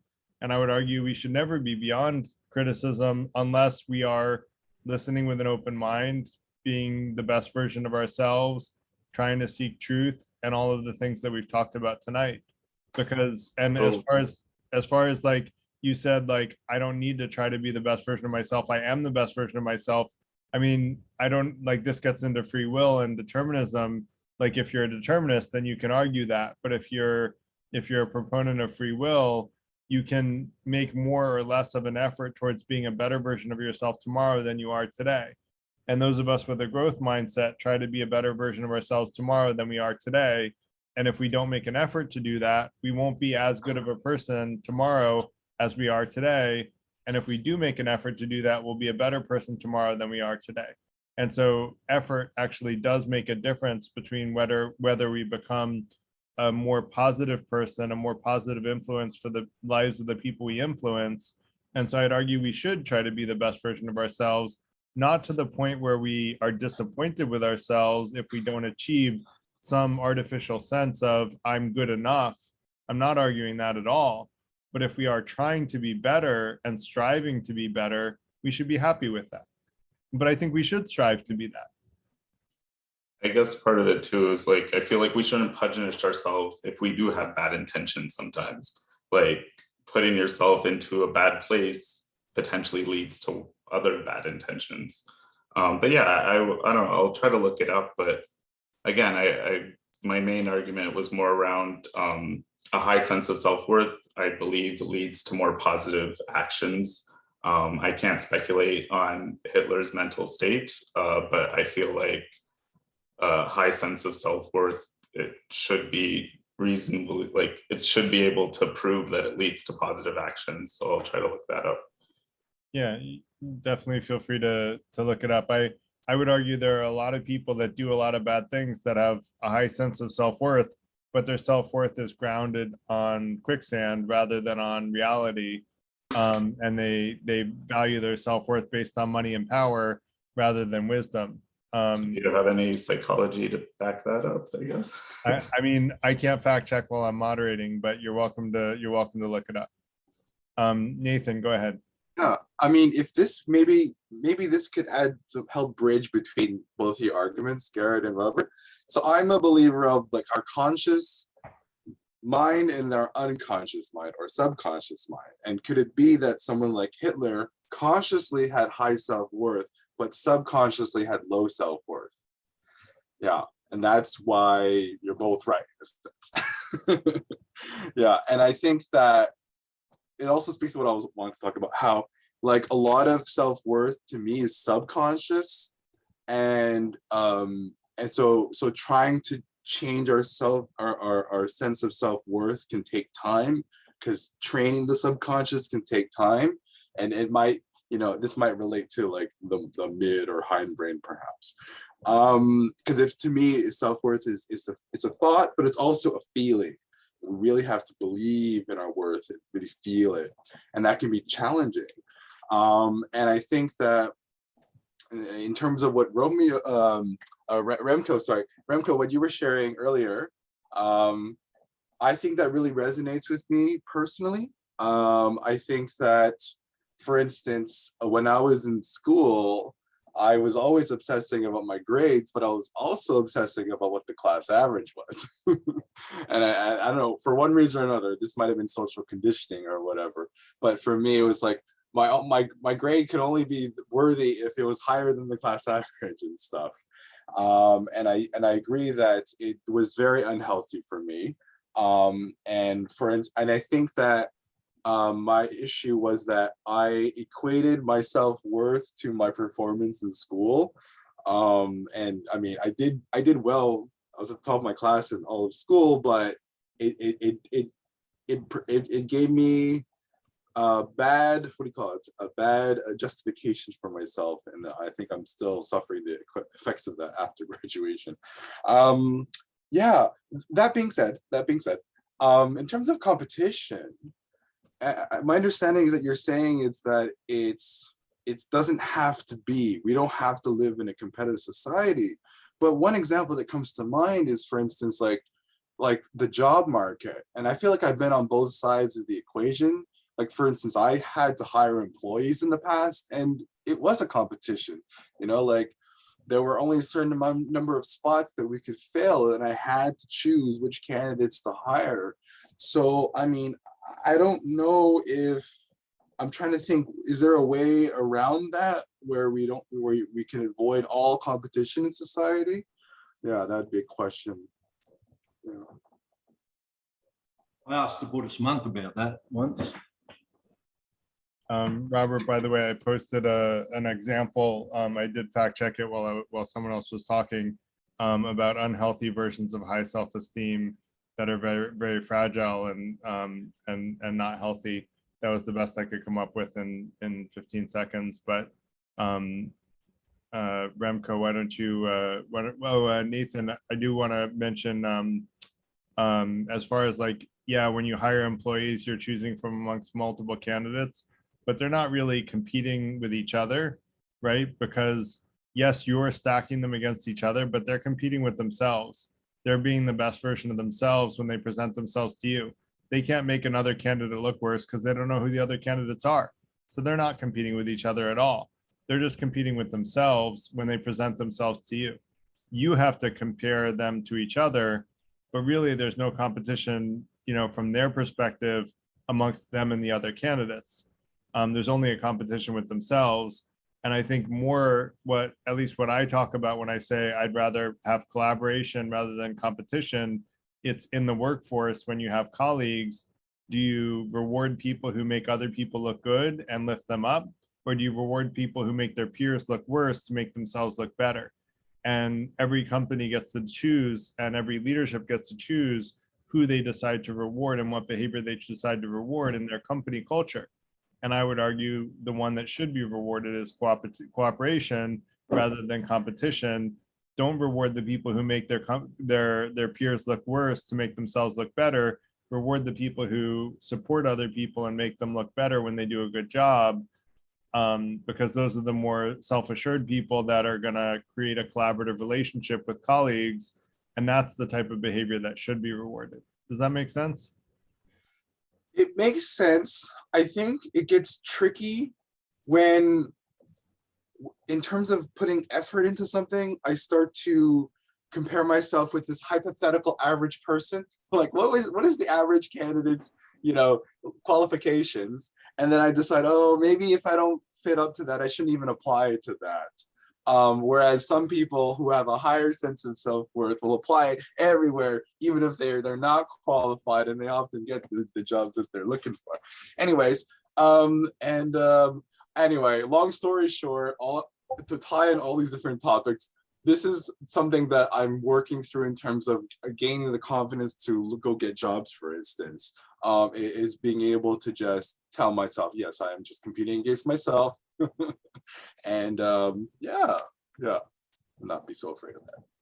It's human nature too, isn't it, to be competitive? I mean, you can't overlook our natural inclination. We are competitive. I mean, you just look at the arguments that break out on these Zoom meetings. I do 1 or 2 a day now, with the luxury of just jumping into different topics. And, you know, just a general theme, something interests me is how quickly I've run a meetup philosophy group, which was just very light, sort of light current affairs and basic philosophy. But what resonates with me is how quickly, if somebody disagrees with us, we will defend our view of the world. You know, even intellectually, you know, highly intelligent people, which are on here now, right now, you know, obviously blows me away, the intellects of people. But I can see this theme of, this is my view of the world, and don't disagree with it. And it just, but when you say this is human nature, you just look at that objectively, I don't think you'll take the competition out of it, and it's there for a reason, I think. Anyway. Yeah, I hear you, Will, and I do think people do tend to quickly defend their view, and that's the confirmation bias I was mentioning. But I think that cooperation is also part of human nature, right? We hunted in packs, and you know, and so I think cooperation is a big part of human nature, but also so is competition. And so I think we have both aspects in our human nature. The question is, and I like the Sitting Bull statement of like, you know, I have two dogs in my head, you know, one that's like, I forget the exact quote, but it's I'll look it up. I'm gonna let Remco go, and I'll pull up the Sitting Bull quote because I really like it. Go ahead, Remco. Yeah, thanks, Garrett. I think my theme is this, that there are a lot of terms floating around that we give legitimacy to. We because the word exists, we don't question whether we need that word. Amongst those terms is competition. To me, competition, as I said earlier, I spent 3 years studying it as part of an economics degree, was even in my MBA for quite a bit of time. It's entrenched in our culture, and I'm suggesting that the term is negotiable. I mean, sure, when people are playing tennis or basketball, whatever, you can look at it as competition. That's fair enough. It's entertainment, and you have a score to sort of create a little bit of accountability. But as I said, competition need not exist in our culture, I used to think that was a sort of a rather communist attitude to take it out of school sports, into school sports. And there was a movement in one state here to ban school sports for that very reason. And I thought, oh, this is kind of turned a bit pink to my palate. But that was 30 years ago now.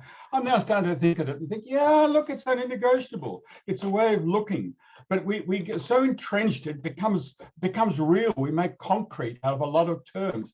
Take Maslow's hierarchy. I keep hearing this Maslow's hierarchy of you know, with self-actualization at the top. Look, it's bullshit. You know, I think let's be blunt on it. Let's look at it and say, what is this actually about? And we keep repeating it to the point that we actually say it must be true. Let's take the term self-worth, self-actualization, self-worth. That assumes there is meaning in life. Is there really meaning in life?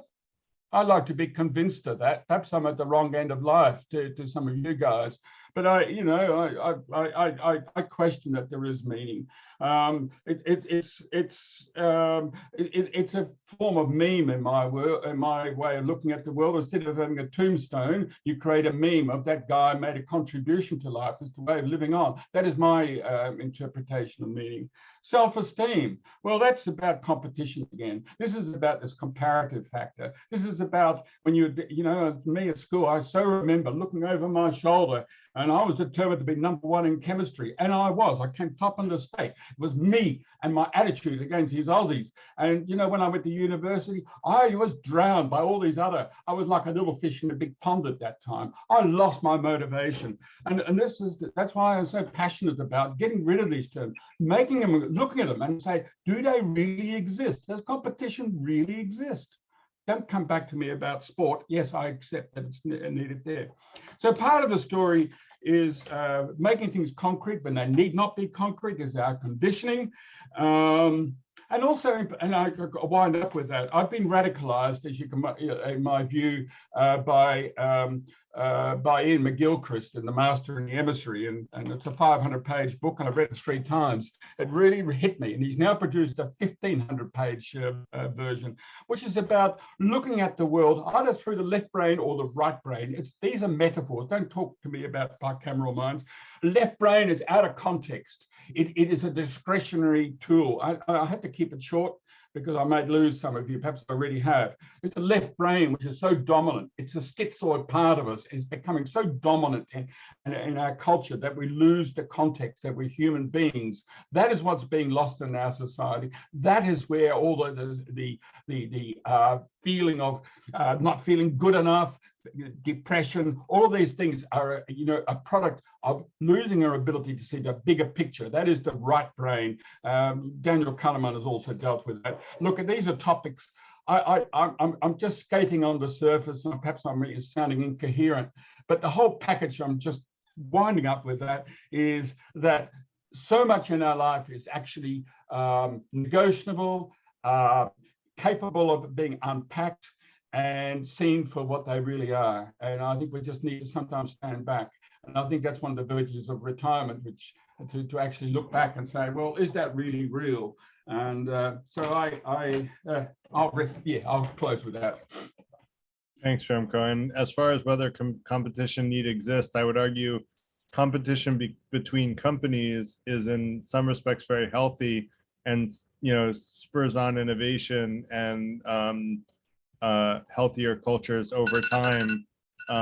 So I would argue that some competition is good, but I would argue competition within a group is bad. Competition between one group and another group is not necessarily bad if they're competing in a fair marketplace, in a fair, with a level playing field, basically. As far as whether or not there's a meaning of life, you missed, we had 2 sessions on that in the last couple of months. So check out the YouTube videos if you want to see it, Remco. I try to make an argument that there is a meaning of life, but that's not a topic for tonight because we don't have enough time to talk about it. But yeah, competitiveness, Garrett. I started to write a PhD thesis on Michael Porter's thesis on competitive advantage of nations. Yes, you are using the term, but it need not exist. It is still the business. You can describe it as competitive, but ultimately it's the business competing with the market and trying to produce and trying to maximize return on their shareholders' funds. You can use the term competitive and use it carefully. Use it carefully, use it as a discretionary term, and don't use it as a model, because once you do that and put it into the school, what you're immediately doing is deflecting the individual away from themselves to their shoulder, if you get what I'm saying. You are looking at the other for a motivation. That was my point. Yeah, and I would agree with you that as individuals within an organization, we should not be competitive, we should be collaborative. And I would argue that it's usually the other way around. It's usually very competitive within an organization. And I think that I agree is unnecessary. With that said, I want to let Marshall go. I was going to talk about Stoicism, and one of the things I think was very important about esteem, which is that we have robust esteem, not fragile esteem. And we talked about how dictators and other people, I don't want to go into Hitler, but just there is an important distinction between having an amount and having an ability to regenerate or endure or recover from things like the loss of your loved ones or the loss of your marriage, or, these are things that really hit you. Your worth is disappearing. Your money is gone. Well, if you read Stoicism, one of the most important parts of that is not ignoring this. It is becoming aware of this early before it happens and becoming inured to it, being able to endure that and still care about yourself and still move forward. So that was what I wanted to talk about, but there were so many things brought up that I'd have to just touch upon. I believe Maslow's hierarchy of needs is an example of a system that defines in a simplistic way, intentionally simplistic, to give us talking points, just like a mathematical model. It's not the real thing. It is a simplification, and it is a tool. And it's not something that I would ever attack, because I think it has a lot of value to it, especially if you understand that it is not a literal definition or a concrete order, so much as it is a tool that lays things out in a way that lets our minds grip it a little bit better. Another thing I wanted to talk about, competition. Yes, competition against our environment. That's the basic challenge of life. And we have to remember that humans do that together. Individually, we're not very useful. And so whenever we speak of competition, we're talking about undermining the very thing that makes our species so powerful, which is the fact that together in number, we work together and we accomplish great things. Or we pass on knowledge, we pass on resources, we trade, all of that stuff. So the level of competition that is healthy for our species may be a little bit lower. Some push against the environment, a challenge in our existence. Challenges are very important. Challenging each other is also valuable sometimes so that we can improve and test ourselves. But if we're talking about competition as in, I'm going to crush you with every tool I have in my armament, then history has shown we're very able to do that. And it's always a terrible thing. And we're still at it. So I don't know, maybe that goes through, there are a couple things I would have talked about, but I just wanted to recontextualize predominantly when we're talking about esteem as a high or low value, it's not just that dimension.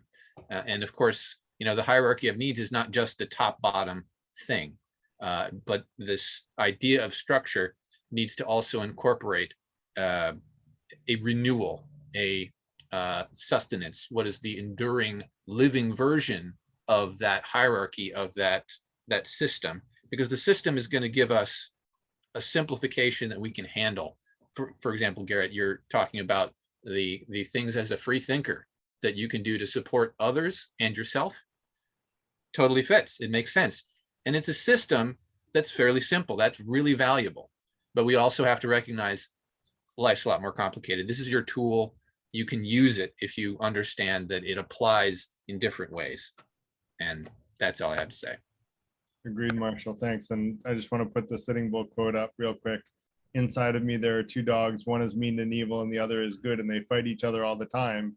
When asked which one wins, I answer the one that I feed the most.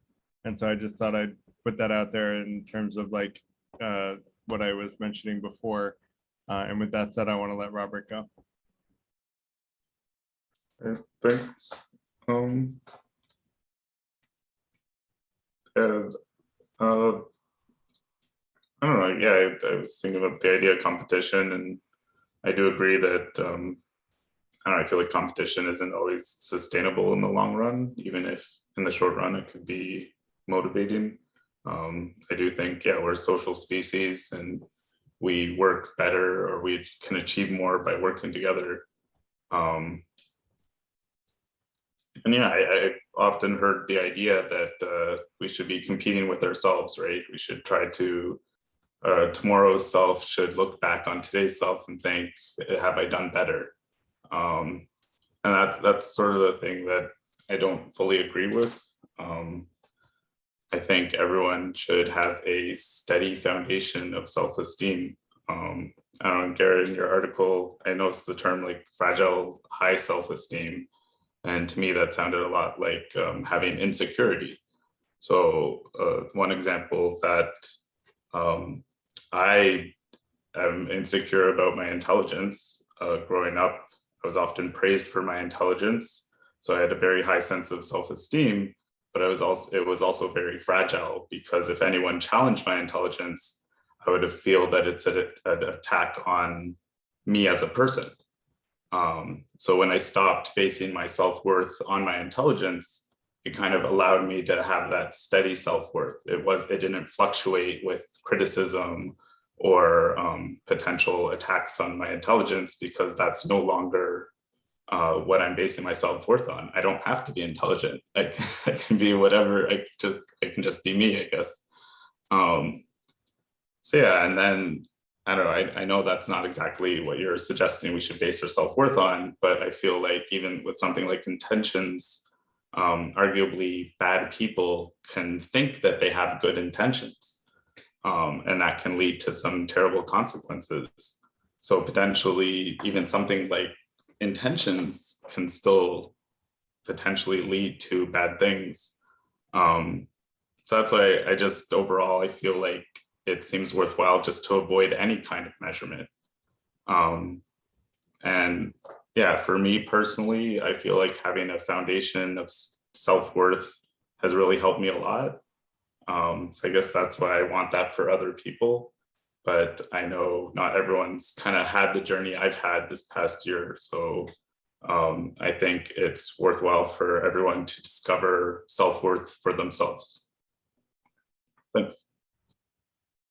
Yeah, and you know, Robert, I would argue that avoiding measurement of self-esteem doesn't prevent people from doing harm either, right? Someone could not measure their self-esteem, they could still do horrible things. So I think having good intentions at least drastically reduces the chance that they're going to do horrible things if they're following those 4 intentions, and they have good intentions to follow all 4 of them.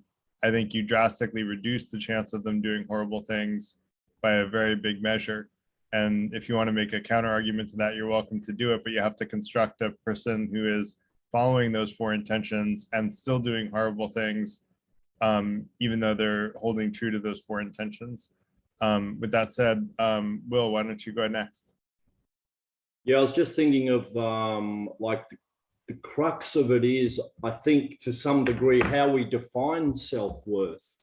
That's really important. And in this sort of our education system and this capitalist crazy sort of world we live in, it's sort of a one size fits all, where a lot of people determine their self-worth in how good they are at something, I think. And it's sort of this collective mindset that from an early age, and depending, you know, we've all had different parents, and we're all born with different personalities and attributes and aptitudes. So we're all different, but there's a sort of in the education system, it's just this bottleneck of one size fits all. And you come in at about age 5 or 6, and you come out maybe with a uni degree if you're lucky.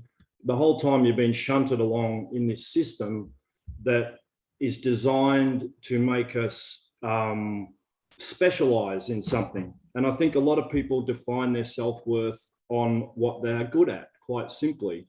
And, you know, that it can start in childhood. If you've got negative paternal or maternal influences in your life, you know, giving you a negative view of yourself, even subtly, this is going to affect people's self-worth. And you often get people that are insecure, are just striving to please. The, you know, the old sort of stereotype of trying to spend your whole life trying to live up to your father's expectations. And it's kind of nuts, I think, because when you realize that we've all got different attributes, then, I mean, you know, again, on these Zoom meetings, one thing I've learned here is there's people with intellects vastly superior to mine, their attention for knowledge. I've got a bit of ADHD. I can hardly get through like one paragraph of a book. I've got to reread it. My mind's just racing other places.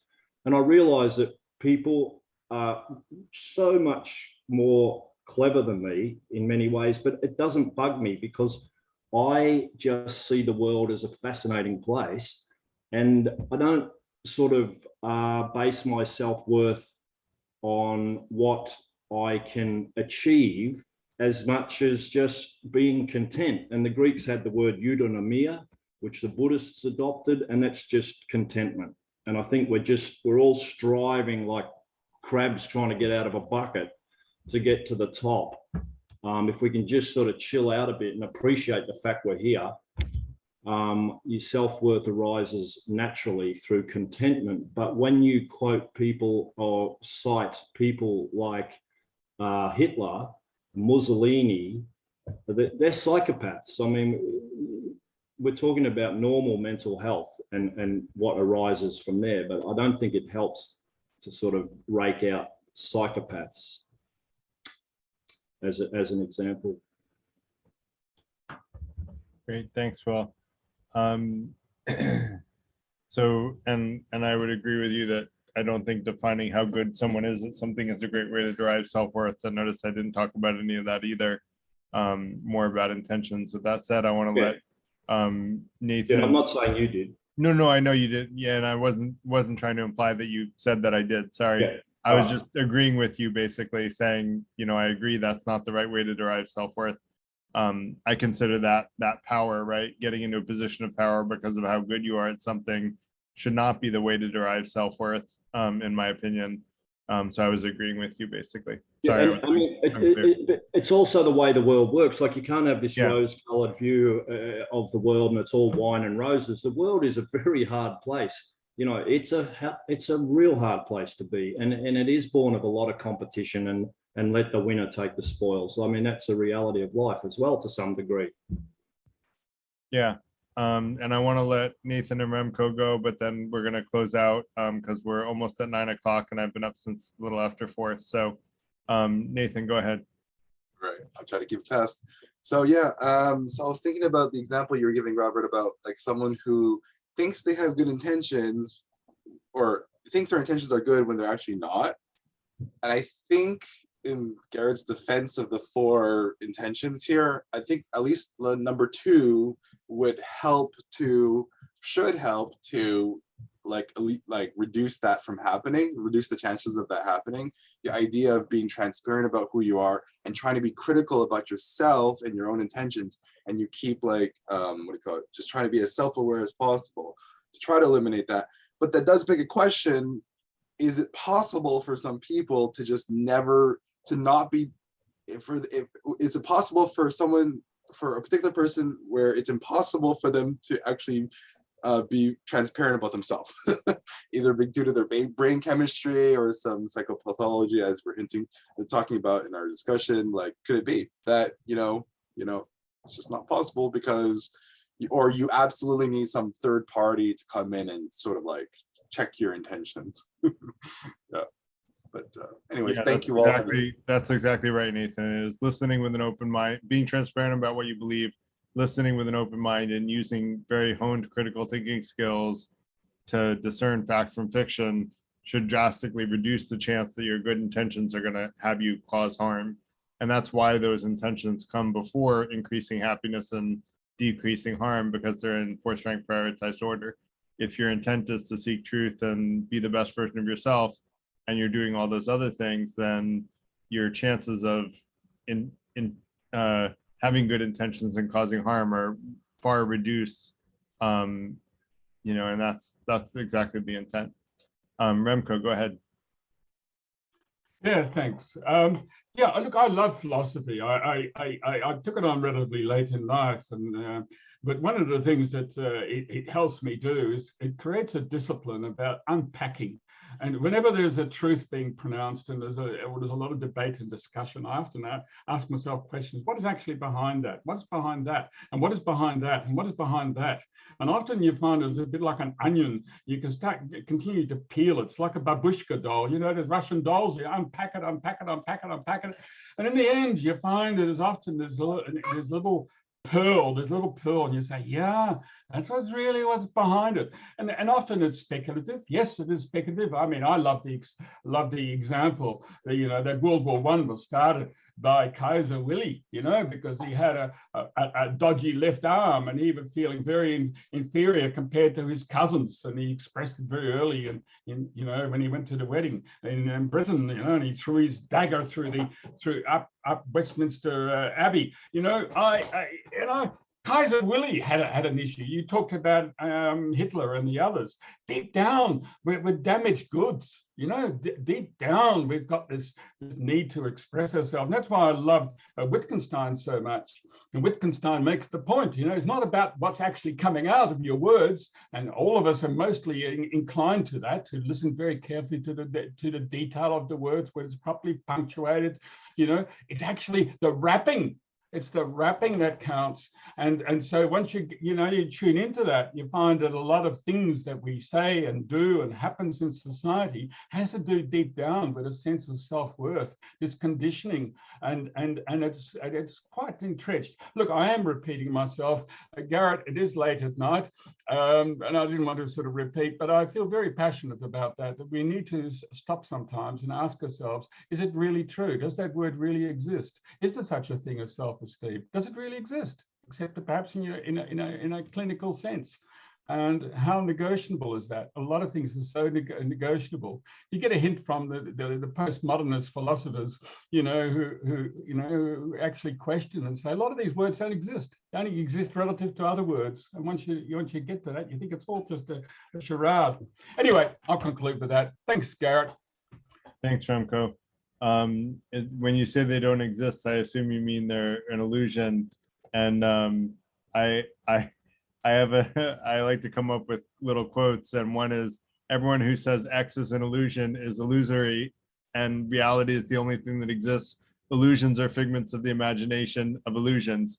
In other words, the people who say that X is an illusion are under an illusion. So reality is reality. And if we think it exists at least from our own perception, our own subjective point of view, and therefore it is real. And so I'm not a big fan of, and people who claim that time is an illusion and all kinds of, even objective things that are hard to discount exist. But I tend not to follow the X is an illusion path. But that said, Remco, I do love your thoughts, and there's definitely a place for believing that it's an illusion. I tend not to go down that path. I would also agree with you, Remco, that we're all damaged goods, but I would argue that world leaders are often more damaged goods than the average human being. I have more faith that the average US citizen in a jury trial can distinguish right from wrong better than the average world leader. And that's where we'll have another conversation on power another week. And the people who are attracted to power, I would argue, are absolutely the wrong people to be put into positions of power. And we'll have that conversation another night. But I do want to thank everybody for coming, for the great conversation, the really insightful comments from all walks of life and perspectives. And really want to thank everyone for that, and would love people to join the online community. I'll put one last link into the online community in the hopes that people will join, so that we can keep talking throughout the week in the online community until next week's session. We have another one next Tuesday, like we do every week, almost every week. And I forget what next week's session is, but would love for you all to join. And thanks again, everyone, for joining, and hope you all have a great rest of your night.